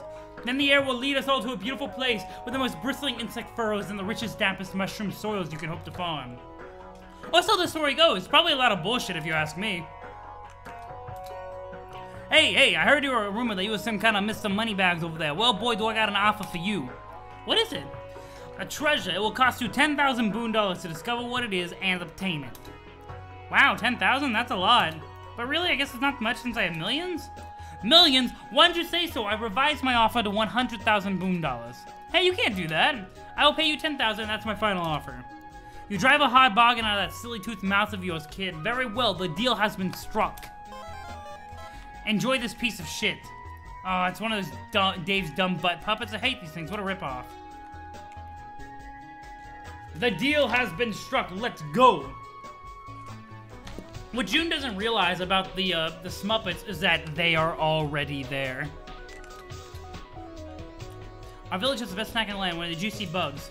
I've got loads of boon dollars. Here, I'll treat you a nice lunch. Aww. Oh god, this is like a small fortune. I can finally afford to try the most sublime delicacy on the menu, but if I opt for that, I can afford nothing else that is tasty. Oh yeah, I guess having money leads to complicated decisions. Oh well, enjoy. Yo, June is so sweet. Honestly, June is like any like D&D protagonist right now. Just like, look at all this money I have. Here, common villager, have a bunch of stuff. Like, because like 50 gold is like a small fortune to like everyday villagers in D&D. Torturing the spore salamander with choices. Hello, looking for a head object that's rumpled and unsightly? All of our head objects are rumpled and unsightly, fortunately. Let me get the rumpliest head object of all. Let's go. Oh man, look at the dashing style. Rumpled head objects are all the rage these days. I would love to wear one, but I just don't have the money. Well, I agree it's important to keep up with the fashions. Tell you what, I'll give you some money for a hat so you can be one of the coolest salamanders in town. Here you go. Oh my god, oh my god, oh my god, oh my god, oh my god, oh my god. Thank you so much. I love my new rumpled head object and I love you. You're welcome. June's super sweet. I am the absolute pinnacle of fashionability. Marvel at the object on my head and admire the luster of its velveteen rumples. It was so expensive. They are so cute. Oh my goodness. What will it be today? I actually can't afford this. Wow.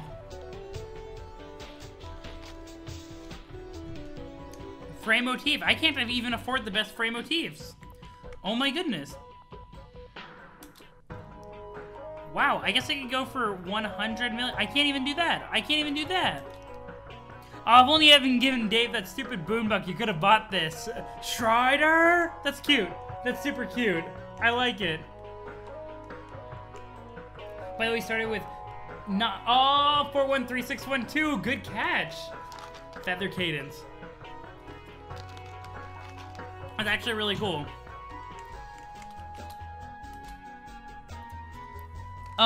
It is this way to what we call the glow shape. It is about the thing that the air will take up the most important legendary naps on. Oh, that must be my quest bed. Or, I mean, the air's quest bed. I almost forgot I was being all sneaky and incognito here. My response to that will be a singular, unintelligent, and unpunctuated glub. Glub. Let's go to the right first and go check out stuff before we get up there. The numbers. What do the numbers mean, Mason? My greatest fear is that the numbers will have no plot significance, that they are just like a universal constant because of the dates that everything started. You know what I mean? Hey you, don't go any further. The Mushroom Ultra has been commandeered by a frightening beast. It is terribly powerful, unlike any underling I have ever seen, at least not before the Great Tragedy. The devil is making it nigh impossible to farm our goddamn mushrooms. Halt! We are guarding the Mushroom Orchard. It is for your own good. Do not pass. Guard, guard, guard. We are an elite team of village guards guarding this orchard here. Together we represent an impenetrable edifice of amphibious fury. There is no way anyone is getting through. Public safety is assured. Bye. Glub, glub, glub. Let us engage in glorious combat. Hello. Mighty thing. Ba-doop. Ba-doop, ba-doop. Ba-doop, ba-doop. How do I zoom out? There was a way to zoom out, right? Hello. Hello, friend. Hello, friend. I can't do anything. Am I just... Wait. There it is. Oh, no. Wait, I can actually hit it? Wait, there's a super move, right? Damn you! Where are you at? I want to defeat you. No, I'm fucking failing. Am I even doing any damage? I don't think I'm even doing any damage. No, I am. Haha. Click to interact? I am clicking to interact. And I was space. Oh, okay. There we go. No, I don't give a shit that there's a ridiculously powerful and deadly imp running around the orchard. Someone's got to be farming all these goddamn fucking mushrooms. Pain in the ass, though it truly may be. So that's what I'm doing. Staying around here, farming all these goddamn fucking mushrooms. Kamehame. Huh. Do I have to do something else that I forgot? I was charging up that man grid vial. They've gotten strong since the Beck prototyping? Very much so. But I can defeat it. It is most important to defeat it. Is there even a reward for defeating it? Is this pointless? Because this will take a while with all the teleporting. Hey, at least I got range with the hammer. There we go. We're making that progress. We're making that sweet prog. We're doing it. We're doing it. Whoa. Whoa. Sneaky imp is sneaky. Sneaky imp is sneaky. There we go. There we go. There we go. There we go. You don't know what happens when we beat it? Then we're going to find out together. It probably interrupts when I do... Well, what's happening is I'm letting go of space with the charge attack. Oh, there it goes. Yeah, I'm just bad. Whoa!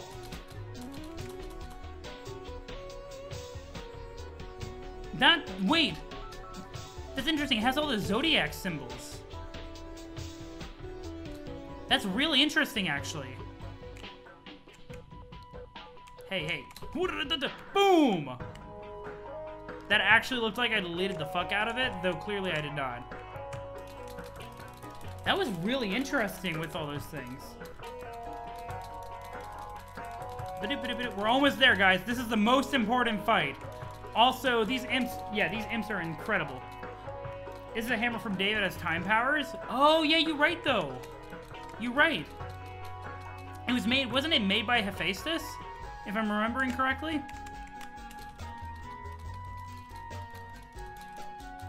There we go. We got uranium. Hey! That was totally not worth it, but it's okay. We figured it out here at the end. Let's go.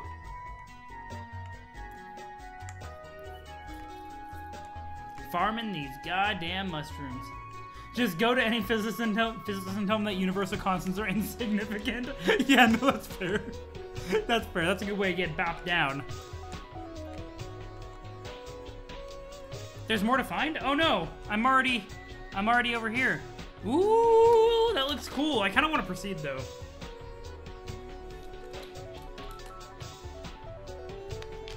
Space is not doing anything for me. Oh, there it is. You have found your destination. What would you like to do? I kind of want to just... I mean, like... What else did I miss? Because I don't want to spend all day in the Flash, because I am kind of hyped for the God tiers. Let's see. Flagpole near the... Oh, okay, I can just interact with that? Some of these mushrooms look a little phallic. The flag is at half-mast in honor of the heroes who lost their lives to the green tragedy. Oh. Barbasol? Oh no. Oh no. Oh no. Many brave firefighters deployed from the Ares Tower to extinguish the flames. Alas, they were all overwhelmed by its fury. Yo, look at how brave they are. Look at how brave. A memorial would be erected in their honor. It would be inscribed with the last words frequently overheard, words of wisdom to remember. How can shaving cream be so flammable? How indeed, brave heroes. How indeed. Big F, guys. Empty. Was there a path down? I thought that's where I started. Oh, no, I forgot about this. You're right. I missed this. That looks not like a fake arm. That looks like a sex toy. I'm gonna be real. That looks very inappropriate. Hello, little one. Hey, little fella, where are your parents? Do salamanders even have parents? Oh, no, of course they do. I mean, like, I guess, like, do you have any family or anything? Club. I already adopted one young salamander today, but then I left her at my friend's house. So I think I'll let you be. I don't know if I'm cut out to be a dad. I mean, I don't even have a tie or a pipe or a really serious-looking wallet or anything. Thinking about it is making me miss my dad. Hey, I wonder if I see him if I'll see him when I sleep on my quest bed. I hope so. Anyway, thanks for listening. See you, little guy. Glub. Oh, that's kind of sweet. More like illegal contraband. Dude, this frog is so illegal, you better ditch this thing before the wily agents of Durst see you with it. There's also the Secret Grotto. Oh yeah, you're right though. Let's go find the Secret Grotto. The fact that June wants to see her dad so bad, like, it's been so long. Okay, to be fair, it's been a day. But this has been the longest day in any of these kids' lives though, especially Dave's.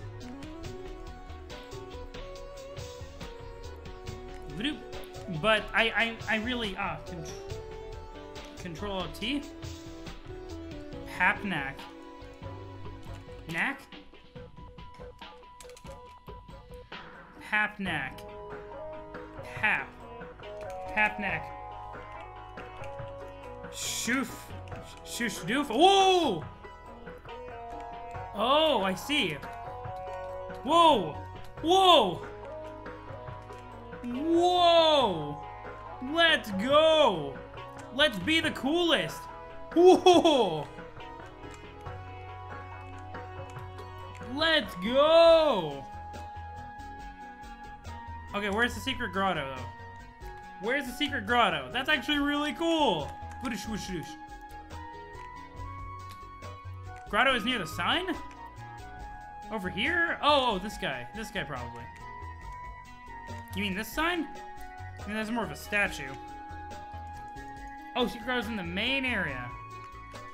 Okay. Yo, I really like the sprite for Dave. Oh, right up here. You are entering the private and secluded alcove of the clan of the Secret Wizard. Shh. Sure. Oh god, no, there's so many of them, guys. There's so many of them. There's so many more salamanders than I ever wanted to see in my life. You got a firefly. Poor guy was trapped in there. Off you go, little fella. Join your friends in the clouds. Glub glub. I'm kind of not really into this. I'm just doing it because of peer pressure. To be honest, I'm getting a little tired of beholding all these goddamn robes. What does beholding robes even mean? Like, are you just looking at them? Is that it? Don't tell anyone I said that. I'm going to ask you to do something, and it's totally up to you if you'd like to oblige. No pressure or anything. Do you by any chance want me to behold your robes? You are an amazing genius, and I love you! I am beholding someone without the proper attire in our presence. This is most improper. Sorry, where can I get some robes to join your club? You really think it's that easy? This is an exclusive guild and entry is only permitted through brutal ritualistic hazing. By which I mean we have more of these damn robes than we know what to do with, and we zealously recruit new members with virtually no standards at all. Would you like to join? I'll take your robe measurements right now. Nah, not really. I don't really feel like walking around wrapped up in the stupid bedsheet. My tender ears have been scalded by the unthinkable blasphemies. Cancel. Behold my robes, behold my robes, behold my robes! Okay, geez, I'm beholding them as hard as I can right now, whatever that means. Behold my robes? Behold. Or if they got so many bed sheets, I'm assuming that there was a place in June's house that just like was a closet full of bed sheets that just tipped over down into the land. Honestly. Behold my robes. Glub glub, hey kid, see these robes? Let's get to beholding here, chop chop. I fell asleep in a bush, and when I woke up, I was here dressed in absurd clothes. I'm so confused and a little afraid. This poor cult. Or they alchemized them. That's fair, actually. You got your own copy of Harry Anderson's Wise Guy back. Come on, this is getting ridiculous. Your prized belongings are being scattered to every corner of the globe. Would you like to hear the story of the clan of the Secret Wizard, and why do you presently have the privilege of beholding my divine robes? Sure, but those are my bed sheets. How did you get them? Silence! I will not entertain such pluck from a lowly unenrobed. Our great elder, the magnificent secret wizard, was one day graced with the first rag of souls from the clouds. He donned the oily, humble cloth and assumed the countenance of a simple beggar. But lo, he beheld a great pillar of rock, and on that pillar he beheld an impossibly tall white tower belonging to the fabled heir of breath. And so our leader ascended this pillar and hit this tower, but he found no sign of the heir. He did, however, find the heir's floating blue servant, and she laundered his robes. And so the rag of souls was born in her. Nana did the laundry? Why is everybody saying yes as opposed to yes or no? I'm so confused. Such was his magnanimity, he employed the heavenly machina to duplicate this relic and distribute robes to as many followers across the land so they might too behold the... Oh my god. I blame Nana for this shit. Glub, glub, glub, glub. Yeah, just behold my robes already. Sheesh. Where is your rag of souls? You look absolutely ridiculous. Our secret society beholds you as foolish. Behold my robes, good sir. Behold them, and may peace behold you. Well, this has been properly ridiculous. I would like my bed sheets back. Now go. May beheld robes be with you always. Glub. May the glub be upon you. Behold the robes. Let's go to the quest bed. That's everything. I love these little flash games. They're super fun. They take 10 years to do, but they're super fun. Like, we have not even gone 100 pages today in 2 hours. Proceed to quest bed. Let's go. Take a legendary nap. Okay, I think I'm ready to take this legendary nap and then climb the god tiers, I guess? Yes, exactly. Pretty exciting, isn't it? Yeah, maybe a little too exciting? What's that mean? I'm not sleepy at all, and this isn't much of a bed. More like a really hard slab of rock. I don't think I'll be able to sleep. John, would you like me to put you to sleep? You mean you're asking me this time instead of just doing it? What happened to wanting to be responsible for me becoming a hero? John, I'm clearly involved in your rise to power now regardless. That can't be changed. I'm giving you the option because at some point a hero has to start making choices. Once you take a break from hunting treasure and stop getting distracted by side quests, you'll eventually realize that that's what this game is all about. The choices you make affect the destiny of the universe you create, as well as the type of hero you become. It would have been nice if someone was around to explain all this to me and let me have some control over my fate. I had to do all this in a much less pleasant way. I'm sparing you that indignity. Besides, it's not like you're some loser who doesn't know how to make tough decisions. So, what will it be, John? Well, I suppose I'm supposed to go to sleep to realize my destiny, and you have the ability to make me do that, so I don't really see the harm in that. It sounds like it's just a practical thing to do. Am I hearing a yes, John? Yes, that is my decision. Vriska, please put me to sleep. You got it. Oh, here we go. That one wasn't too long. You're right. It wasn't as long as the previous one. Yo, Black Rose, how are you doing? Let's get this gloving on. Goodbye. Sleepy time. Ooh. Oh. Oh. Oh no. Vriska? Vriska?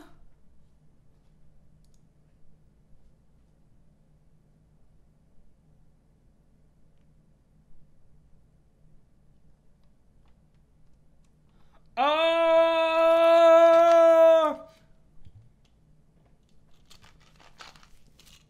Yo! Okay. Jade's dream self has been killed, but June's, like, not dream self has been killed. That's not good. Sometimes you just need to get sleep stabbed. Oh my god, rise up. Let's go. Let's see what is coming. Where's the music? It's just blood.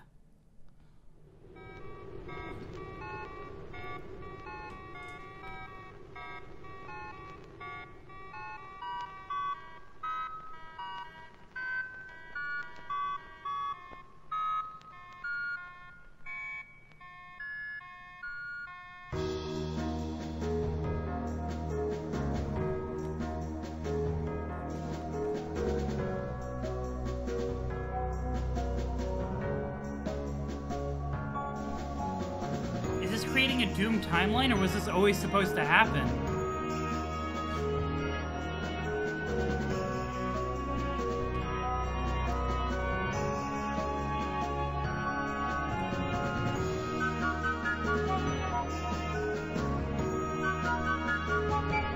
Yo, the mayor is hyped!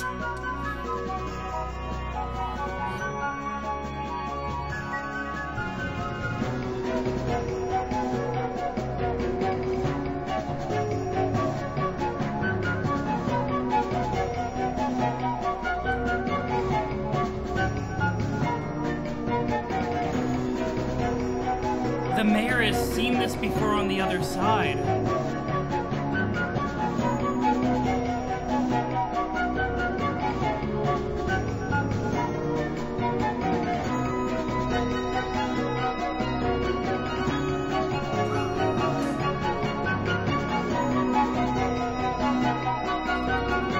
This is anime as fuck right now.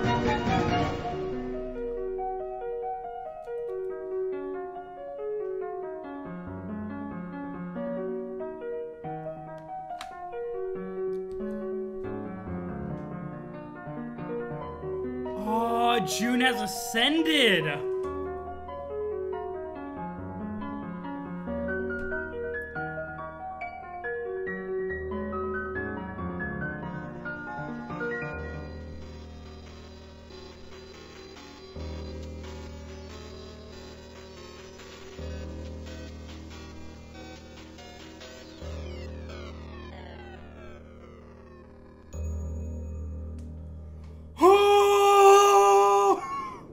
Savior of the Waking World by Toby Fox. Ooh. Welcome to the God Tier's Air of Breath. Oh, day 612. Oh.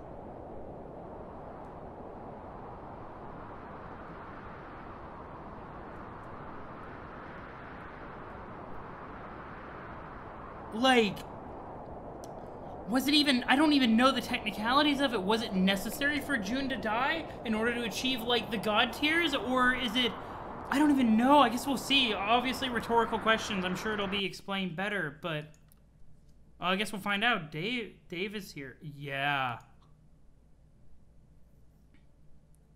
Oh, no. Sorry. Dave is in his quest bed. Yeah, I'll learn. Pester Teresi.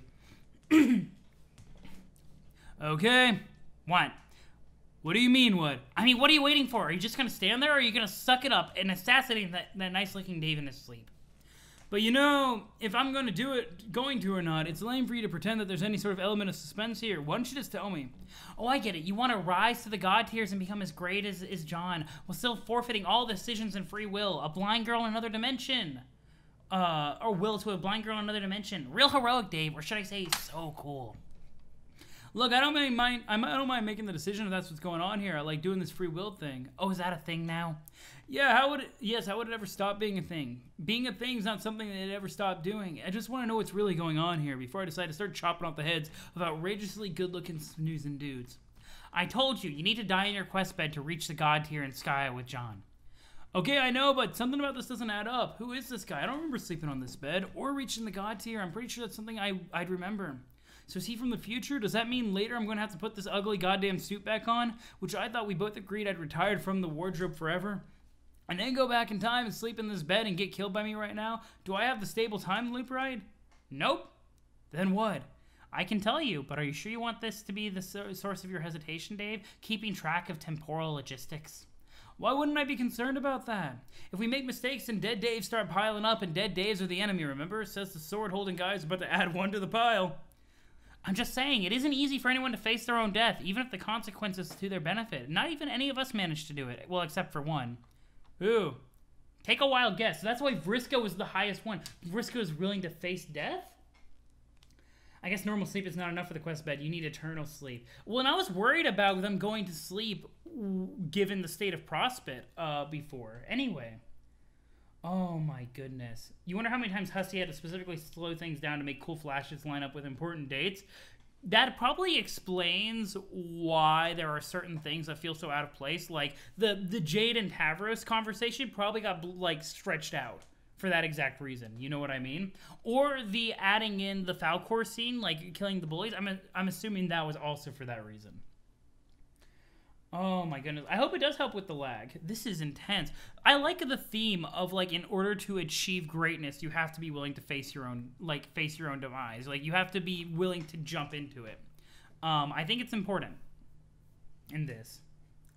Pages per time wasn't exactly a strict amount.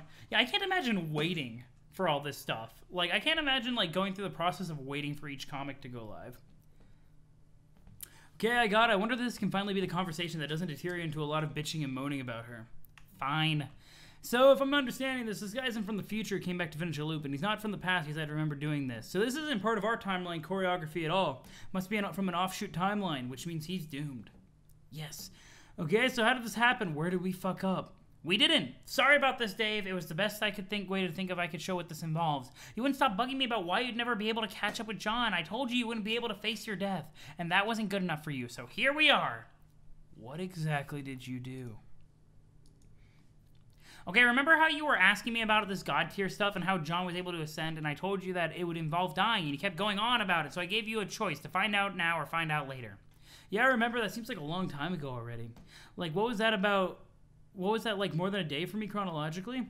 Yeah, but it was only a couple minutes ago for me. So you finally wore me down with all of your recent pestering. So I said fine and went back a little bit earlier to your timeline to kick this off. So this is how we are doing this now. Okay, but you didn't actually give me a choice. You just flipped a coin. Yeah, I left the decision over the outcome of the flip of the... I left the decision over this outcome of the flip in your hands. The dates were predestined. Hussie had to slow things up not to create doomed timelines. An update could be 2 pages or 20. Oh, I see. Gotcha. Okay. That makes sense. Maybe you forgot. Maybe you forgot. I wouldn't blame you since there's been a lot to keep up track of. But here's how it went down. You were stuttering around in your delicious kiwi 8-ball suit and running your fresh mouth as usual. Derp, yo, Terezi, sup, gotta go beat John, sup. He's got a long hoodie, does win, how can I get powers too? Oops, my red is how I talk, my bad. Oh my god, Dave, this is so decadent. Why didn't you ever tell me how amazing it is to type like this? I almost can't handle it. Okay, stop that shit. It's probably like crack to you, and I'm not gonna stand by and watch you fall prey to your own wild cherry ape shit apocalypse. Okay, anyway. I'm like, Dave, that's going to involve facing your own death, and I'm sorry to break it to you, but I don't think you're ready for that. So when Dave is like, that's so stupid, blah, blah, I'm being difficult and cool, word up. So I say, fine, I'll show you, but only if you promise to do the exact terms of my arrangement in order to protect the integrity of the timeline. The arrangement being the coin flip thing. Thank God we did that, otherwise we'd be screwed. I probably would have gone back in time and killed off my own grandpa. Oh wait, I never had one. But it was important. You just didn't know what was going on, which was for your own good. I told you I was going to flip a coin, and before I did, you had to pick a side without telling me. Good heads or bad heads. And you were like, hey, sure, Terezi, I'll go hell along with your Two-Face thing. Whatever that means. Oh, yeah. So what did that mean, by the way? What's a Two-Face thing? Two-Face is a human Batman villain who's half ugly and flips coins all the time to make evil decisions. Oh. Well, that's kind of disheartening. I sort of thought my coin flipping was a cool and unique thing. It's okay. Flipping coin for reasons is still pretty badass, I guess. Why don't you finish your story? Yo, Incontinencia! Hey! Welcome! I hope you're having a good weekend as well. This has been quite a wild stream so far with, like, the flashes that's been going on. Delicious. We saw June rise to godhood, which is amazing. Holy shit. Air of breath, let's go. Okay, so good heads went through this, went back in time, go to sleep. So bad heads went way to future, go back in time. Now what? Right, so the choice, if you recall, was I could show you how to reach the god tier now, or I could show you later. And you had to assign one option to good heads and one option to bad heads. And whatever the result of the flip, you had to promise to do what you committed to before. No cheating and changing your mind, or that would fuck it up. Right, exactly. So like I said before, I had no choice at all. I picked some options and you flipped a coin. Yes, but leaving the choice to you was the important thing here. You'll see why if you think about it. Not seeing it. I picked good heads to mean you'd show me now. Bad heads to mean you'd show me later. You said it came up bad heads, so I was like, okay, I can wait. And I did it for like a whole day, and now you're showing me. Did I miss something? Yes, you forgot there was also an offshoot reality in which you made the opposite decision. That was the one where the bad heads meant I would show you the right way. Remember, before this flip, I instructed you what I would do in that event, to go back in time and to await further instruction. And you did. He did, that is. He went back in time, and I told him to find this bed and go to sleep. Then future Dave would come and later kill him, sending him to the god tier if he was so willing. If he could find the wherewithal to go through with it, the sleeping Dave is the doomed Dave, the one who didn't wait. Future Dave is you, the one who waited. In your quest, you're the alpha Dave. He's you. Show him your stabs. Then this is kind of useless, isn't it? I thought you were bringing me here to finish a stable time loop, not murder a guy you punked who's gonna die regardless. What's the fucking point of giving a Doom version of myself superpowers anyway? Yo, I don't know why the continue didn't do a notification, but thank you, Black Rose. Thank you so much. I really appreciate you continuing that sub. That's super sweet of you. There's a 5-break day before Alternia bound, but that was just because he was still working on it to the last minute. Yo, September, you right though. September hype. September's I like that. I like that Twitch embraced it as a platform, just like trying to encourage people to sub to like the content creators. Aw, I love that like 8-bit heart emote. Let's see. Maybe he'll stop being doomed after you kill him. Maybe he'll get the Dave powers and live a long and cool life, not being doomed anymore. How would you know unless you take a stab at it? Yeah. It's just the worst thing when you get morbid. Anyway, maybe, but I kind of doubt that's how it works. I mean, doom means doom, doesn't it?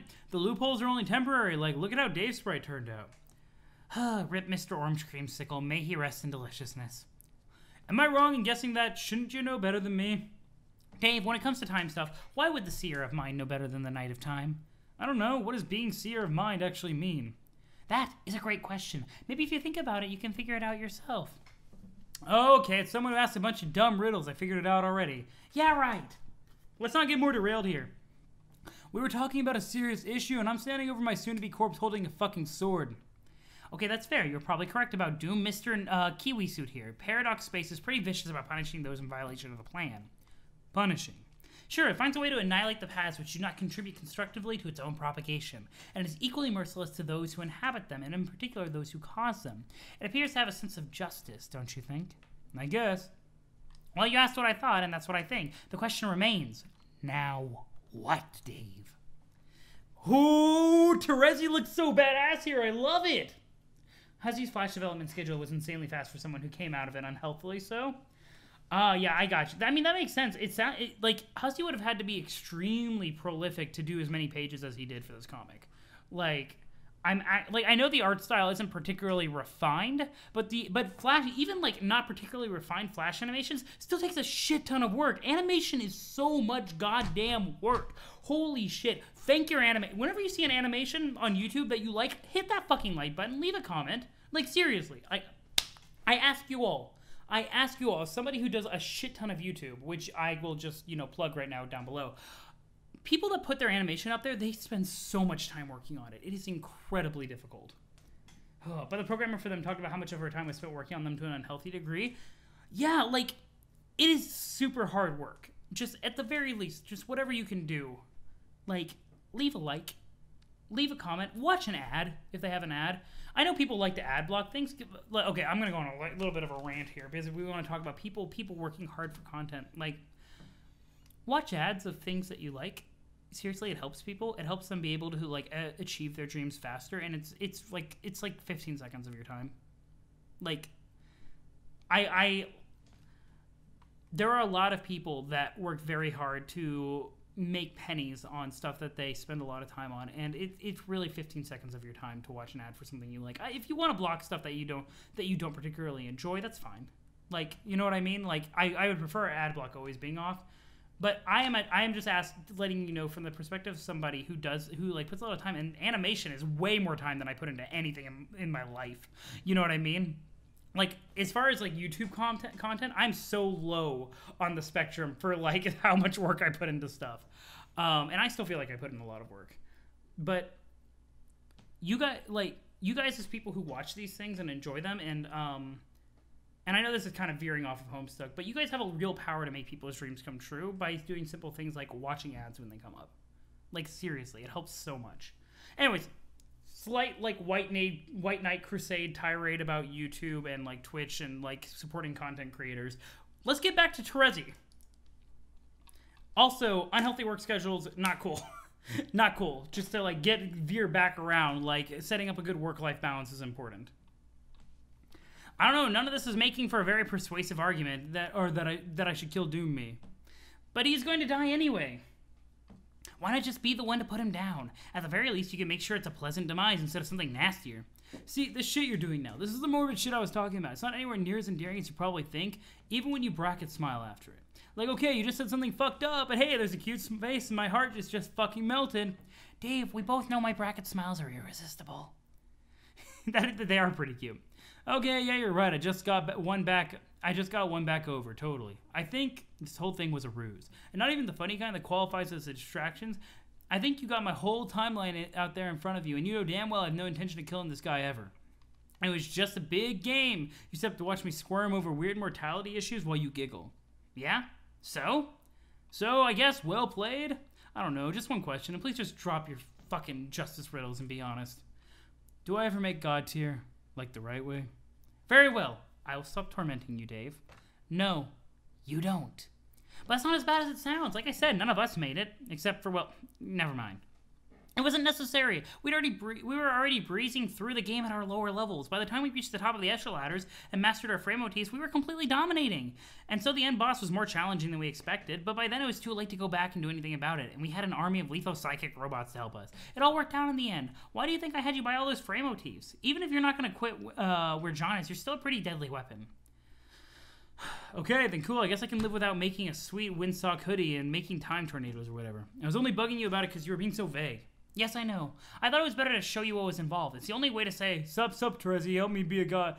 It's one thing to say, sup, Terezi, help me be a god, sup, but facing it is different. Our race is not exactly uncomfortable in the proximity of death, but it was still a challenge we weren't prepared for. And then Jack killed our dream selves, and I guess we lost that chance for good. Whew, the fact that June is god tier is so fucking cool. Like, so fucking cool. Hopefully Hussie is making the most of his long vacation from creating. Yeah, because isn't somebody else handling Homestuck too? Handling the writing? I love the little bracket smiles. I'm going to be real. He talked about how he could take a 13-year break in the middle of Homestuck and still match the pace of other popular webcomics. That's really true. And that is very true. If the rise of webtoons is anything, it's guaranteeing like quality like release schedules. I actually just like the fact that Webtoon exists, like the website, just because it's helping to like it's restricting a little bit of the flexibility of making a webcomic for some creators, but it's adding a lot of like publicity and scheduling. Yeah, Webtoon. Yeah, let me go and Badoo. Webtoons.com.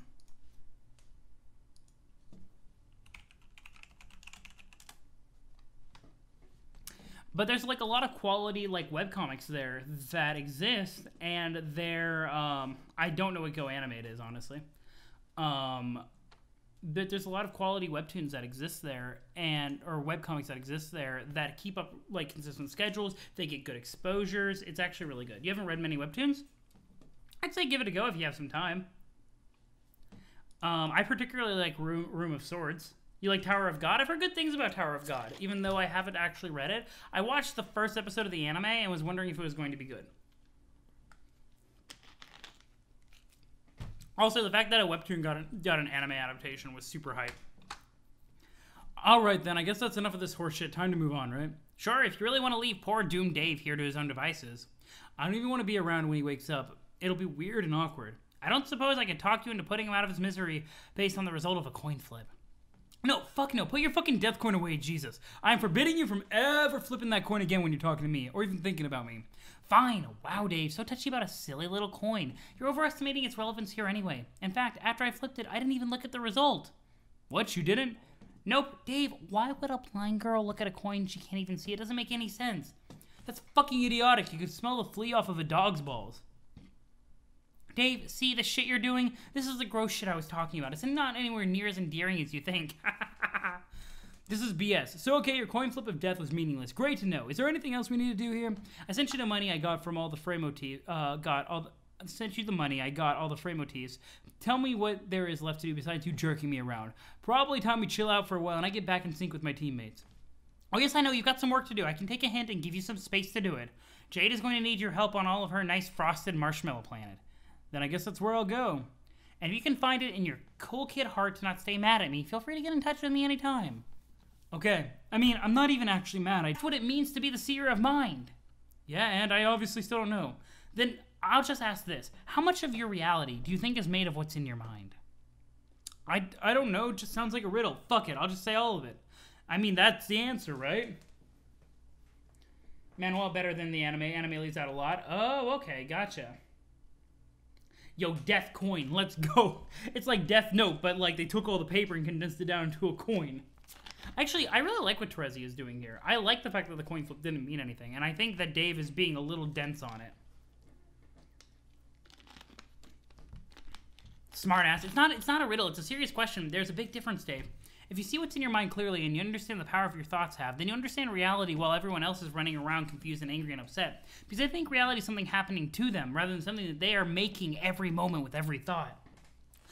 I really like this conversation with Terezi and Dave. I am enjoying this greatly. It is a very interesting look at them, like, looking at their own fate. Well, Dave is a bit mad at her about the whole thing. Dave is kind of dense in a few important places. Not only that, but, like, this is fundamentally challenging Dave's philosophy as the Knight of Time. He mentioned before that, like, the difference between Dave and Karkat is that, honestly, the reason, like, Terezi likes Dave more than Karkat is that Dave is okay kind of being jerked around by his future selves. He's okay with fate flowing him around as the Knight of Time. He's very much go with the flow, whereas Terezi is showing him that you don't go with the flow, you make the flow. It's part of who you are. And because, like, Dave is kind of, like, shifting responsibility away from himself constantly into future versions, literally putting it off. And I like that this is bringing it back around. Dave and Karkat are really interesting sides of different coins. Despite the fact that Karkat's a Knight of Blood. Not sure if it's an emotional blockage or just unable to think about it. Everyone is about something, even Duckstraction know about Vriska's cue ball. That's true. That's true.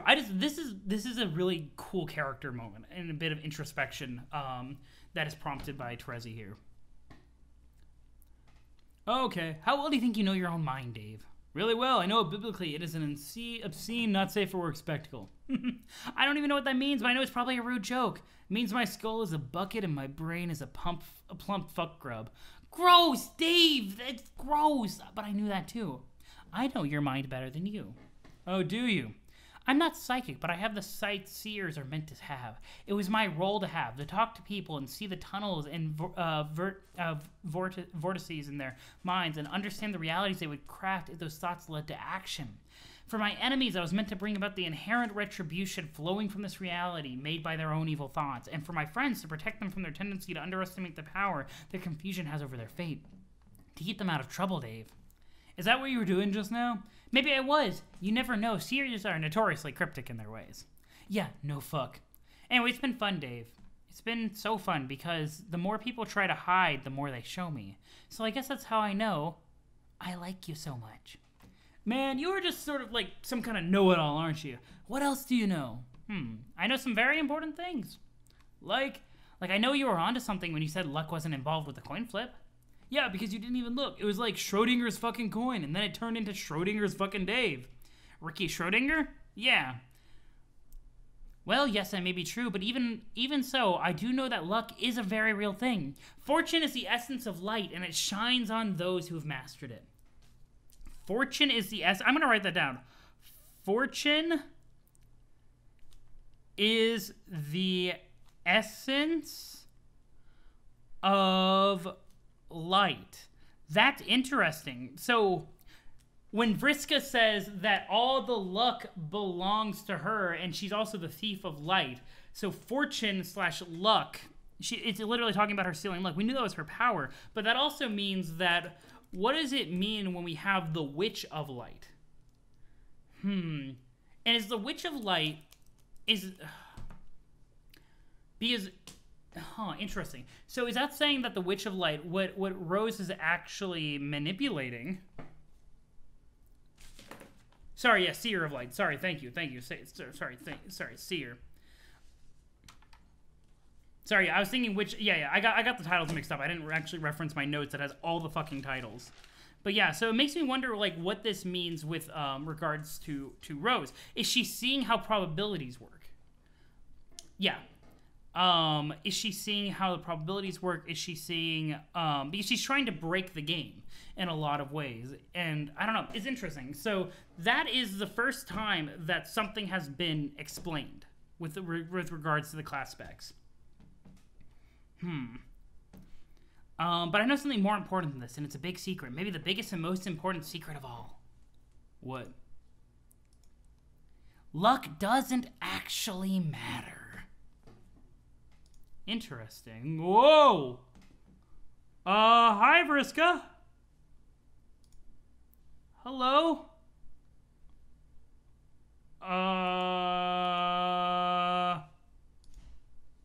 Oh wait, no, this was a different voice, wasn't it? Like, if I recall. So this is after Vriska got the shit beat out of her by Aradia, maybe?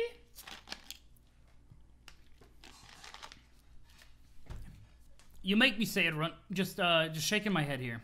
I can't take it anymore. I gotta stop playing games for girls. You're on your own, Runt.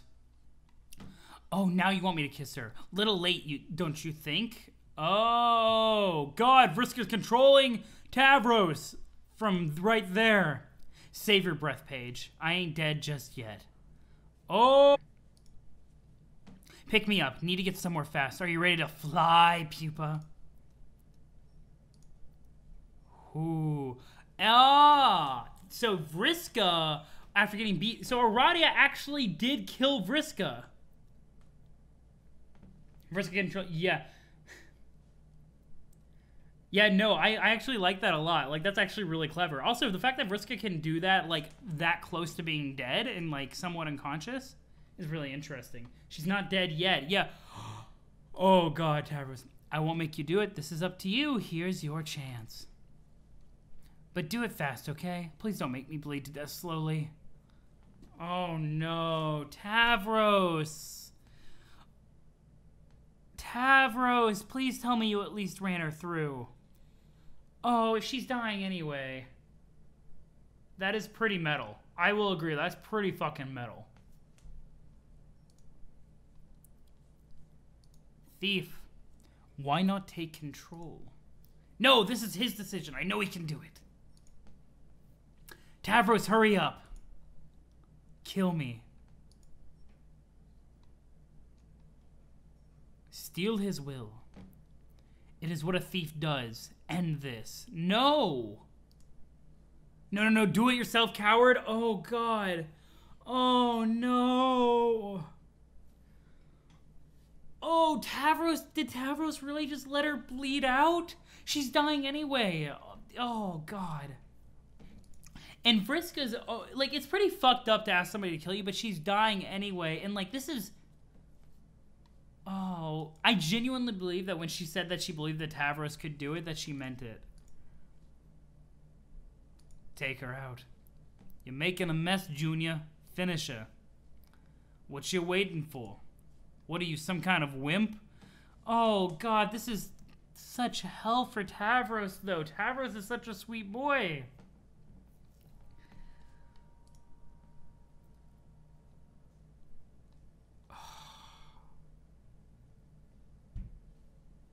It's not like you're some sort of loser who doesn't know how to make tough decisions. Vriska to June, yeah. Oh.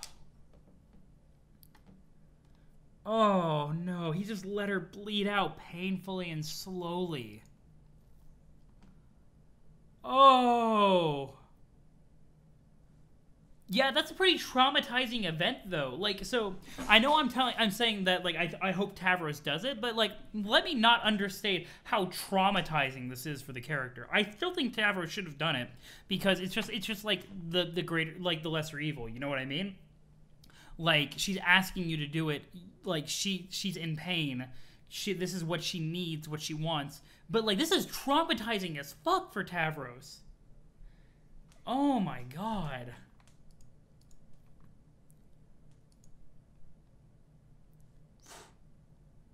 Rise up, thief. Oh! Oh, God, Vriska looks super cute, though. Also, they teleport out of Prospect. That's very interesting. Why is God Vriska such a cutie? Like, I like the wings and everything. And then the screen goes dark when they ascend. The exiles no longer have the power over them. Escape. Whoosh. Okay, apparently you can just do that, Snowman. Cool. The windy boy is dead. The tragedy is overwhelming. All hope is lost. Oh, well, time to get out of this tin can. Do the exiles not realize that they're ascending? Escape. Doop. The door jams. Damn it. Oh no, the station is out of power. You forgot about that. Examine the treasure. Of course, you still have your secret treasure, but it will be almost certainly proved to be of no use to you in this dilemma whatsoever. It clearly serves no significant purpose other than to be pretty and to make your hand glowy. Back in the sleeve of your trusty knife it goes. Search for the power source. Oh yeah, there's another thing you forgot about. You ate the delicious green nuclear rock earlier in the day. I remember that actually, even though it feels like it was more than a year ago. Guess there's nothing to do but wait it out. Gross. Absolutely gross. Prepare for imminent windfall. Oh, hey, Carcat. How are you doing? You having a fun time? Oh, there he goes bothering you. He is so impatient. Doesn't he realize how time-consuming it is to be preparing for the holidays? Or he's just going to have to hold his stupid, angry alien space horses. Wait, you almost forgot it's still April, and nowhere near the holiday season. You guys all this wintry weather tricked you into thinking it was? But wait, even that doesn't make sense since it never snowed on your island. You weren't able to ever connect with the holidays season? Boy, you are confused. But you always wanted a white Christmas, and damn it, this is what you're going to have, even though it's April, and even though you are just giving all these presents to yourself, and even though Jesus Christ is no longer a relevant figure to celebrate on account of the annihilation of humanity. Oh, shut up, Carcat. Spicy rocks, let's go. Hours for WV, over a year for readers, and a few weeks for me. Yeah, exactly. Time shenanigans intensify. Carcat cannot be conveyed with a more detailed portrait yet. He is too angry and is forced to look like shit. Maybe later if he can manage to calm down. Shit, let's be Santa. Kringle fucker. Yes, it's perfect. This is the prettiest tree I've ever seen. Okay, I'm gonna torrent you like another negative billion artifact crisps. Okay, okay, great. Everything about this totally makes sense. Yeah, now draw the consuckiest boot you ever drew. Okay. Draw a consuck boot. Is this consucky enough? It is the consuckiest piece of fucking shit that will ever be somehow be qualified as a boot. You know, you just know immigrants were responsible. What? Well, I'm not really sure if I'm technically a U.S. citizen. Yeah, see what I mean? Okay, that was actually really funny. I like Kringle fucker. Carcat can never manage to calm down. Agreed. Also, hi, Mary. How are you doing today? Oh, God. Sweet bro and hella Jeff. And the night before Christmas and all through the house. Alchemicized. You've put a lot of thought into this, and you have some great ideas. But first, you'd like to make something practical, something to keep you warm during this chilly weather. Make earmuffs. Vu? You combine Rose's headband with some sort of fluffy ball you drew? This isn't really working. Also, this pointless thing was absurdly expensive for some reason. Fluffy ball plus headband. Just draw some earmuffs. You draw a simple pair of earmuffs and make them. Hooray! You make a pair of lunch muffs. Finally, an easy hands-free computing solution to keep your ears warm, and you look amazing to boot. Lunch muffs, let's go! Not sure how long you'll say. You have stuff to do. Yo, just the fact that you stopped in means a lot. I really appreciate it, Mary, and it's good to see you. Click the red pick under the fireplace a few pages ago. Oh, gosh. Do I really want to embrace Sweet Bro and Hella Jeff? Is that what I want? Is that what I want to do with my life? Oh, Sweet Bro and Hella Jeff. Shit, let's be Santa. Fuck. Come on. Fuck, who even makes these? Immigrants? Conch suck boots anyway. Bimp. And the night before Christmas. Oh, yeah, it was that one. You're right, though. You're right, though. Let's see. Combine Johnny 5 in the lunch shop. You figure as long as you have the lunch shop card handy, you might as well do something about your dumb Johnny 5 ghost image you accidentally made once. You don't even know what this robot's deal is. You've never seen this stupid movie. Holy shit! You make the Johnny top. Finally, a difficult-to-use hands-on computing solution that does nothing but roll around of its own accord while talking about his emotions and reading books. Finally! Shit, let's be Santa. So what are my thoughts on class specs? I think you've probably seen some more of the stuff by now. The only thing that's actually been revealed, really, we got Eridan's title, and we finally got something about light. It kind of sort of explained that light is related to fortune and luck, and that it is the essence of light. So I think that I think that class specs are a bit loosey-goosey in a lot of ways. Nothing's really been confirmed yet, but I think that there's a level of sometimes they're descriptor, sometimes they are prophetic, and sometimes they are not a description of who they are, but who they should be. Oh yeah, Trezzy talked about herself as seer of mind specifically. That's true. We did get some stuff about mind and how it shapes reality. But yeah, so I think if anything, I don't know stuff about breath or anything. We'll have to see. But I have some thoughts on class specs, but nothing really like world shattering. Combine Iron Man armor and the outfit. You decide to cut to the chase and do something that will have indisputably cool results. You go to one of the stairwell rooms and carefully observe the armor while you sketch it. You secretly wondered whether your grandpa was actually Iron Man in his younger years. It would explain so many things, including why this armor is here. That's fair. You made the iron last suit. It's quite stylish, but maybe a bit cumbersome for casual wear. Probably only good for special occasions. You're going to adopt a new regular outfit, so you'd prefer something a little comfier and less ostentatious if possible, and less fragrant violation of copyright laws. You sketch one of these silly Sun Beach blue lady portraits. He'd be so proud. Oh, that's cute! You make the dress of Electica. This is so much better. Yo, Jade is looking super cute. Iron Man was in that room all along. You right, though. Most of the more interesting class spec stuff doesn't come up for a while. Yeah, I want to learn more about it because I want to take the class spec quiz. You lost your magic cue ball in the explosion, so you'll have to draw it and hope your Modus knows what you're getting at. You've been dying to see its predictions, and you think you're onto something here. Sadly, the most interprets your circle as a boring, useless magic 8-ball. Well, you guessed you'll do it. You'll do it anyway. Combine Rose's crystal ball and the magic 8-ball. You make a transparent magic 8-ball. You can now see inside and watch the little dark water slosh around in the cavity of the globe. The predictions seem kind of lame when you can see all the other possibilities tumbling around in there. Kind of makes fortune feel irrelevant.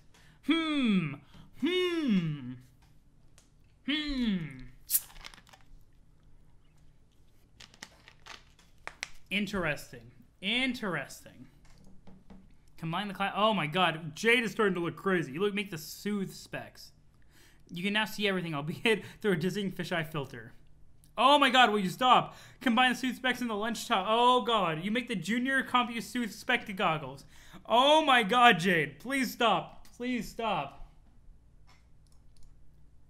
Combine furry trophy lunch top. Oh no. Okay, you know what? I'm kind of digging the outfit now. I'm kind of digging it now. We have some warm, fuzzy Squiddle jacket. We have some Squiddle squeaks. The jacket and the shoes are also computers. You will never be caught without a computer ever. You suddenly feel more fashionable than any kid in Paradox Space. All of this style belongs to you. The only thing left to do is to make yourself deadlier. Combine Dave's Midnight Crew poster and rifle. That's scary. You make a girl's best friend. I'm down. I'm down. Oh no, the wolf head? Oh, it's fine. It's fine. Everything's fine. She's got a girl's best friend. Combine Charles Dutton and the Squiddle. You are not sure what to do with this gentleman, if anything. Well, when in doubt, Squiddle it out. Oh, I don't want... Oh, God. The Duddle is weirding you out a little. You believe you'll keep your distance from the Duddle. That's terrifying, guys. That's terrifying. I don't want the Duddle in my life anymore. You put the leering Duddle out of your mind and try to sketch one of the pieces of equipment from your destroyed room to the best of your recollection. Hopefully it works, so you can try something sweet. Combine rifle, iron last suit, and particle accelerator. Okay, we have a proton cannon. Holy shit. Look at what the girl's best friend is made of. Yeah, it's made of the Midnight Crew poster and her rifle. Yeah, that makes me very concerned. The fact that the Midnight Crew poster makes me very concerned because I don't know. I still have to figure out. I thought of something while I was editing a video, and I forgot about it until now. And this is going to be... I'm going to do this as a reminder because our rhetorical...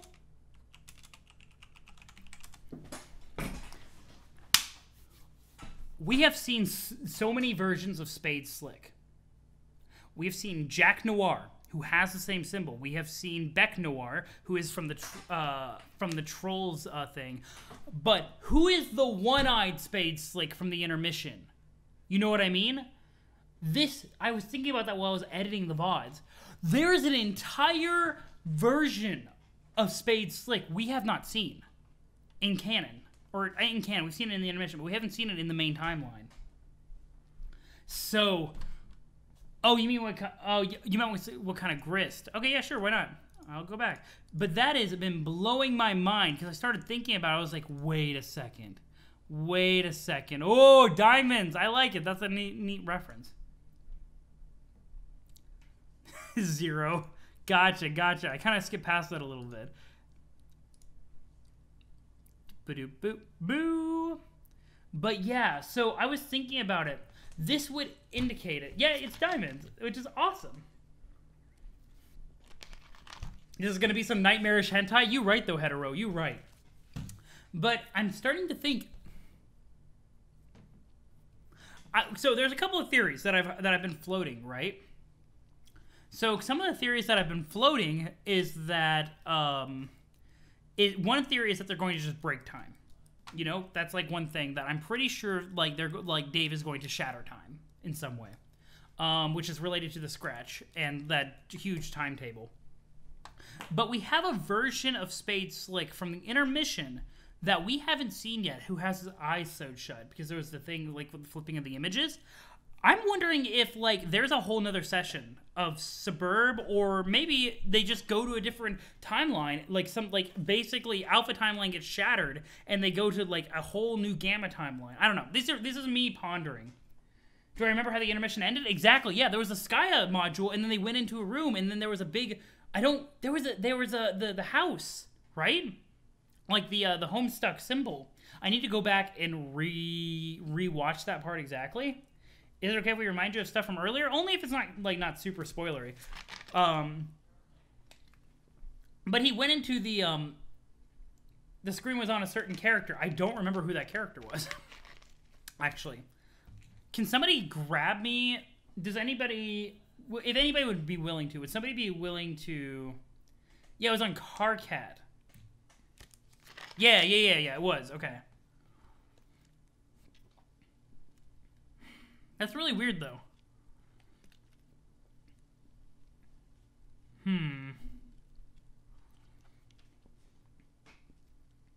That's super weird to me. Spade Slick was the Trolls Jack? Oh, okay. No, that makes sense, though. So, because I was thinking about... because the timeline gets a little weird with the exiling thing. That makes sense, though. Okay. Okay. Theory canceled. Because the exile thing will be happening after, so we wouldn't see when Jack Noir was with them that he has the scar. Yeah. Well, there was that. I was thinking that, but then the scar was throwing me off. The scar threw me off super bad. But that would technically happen after Jack was with them in their session after his exile. So no, okay, thank you for reminding me. That helps a lot. I've got it a bit more clear in my mind.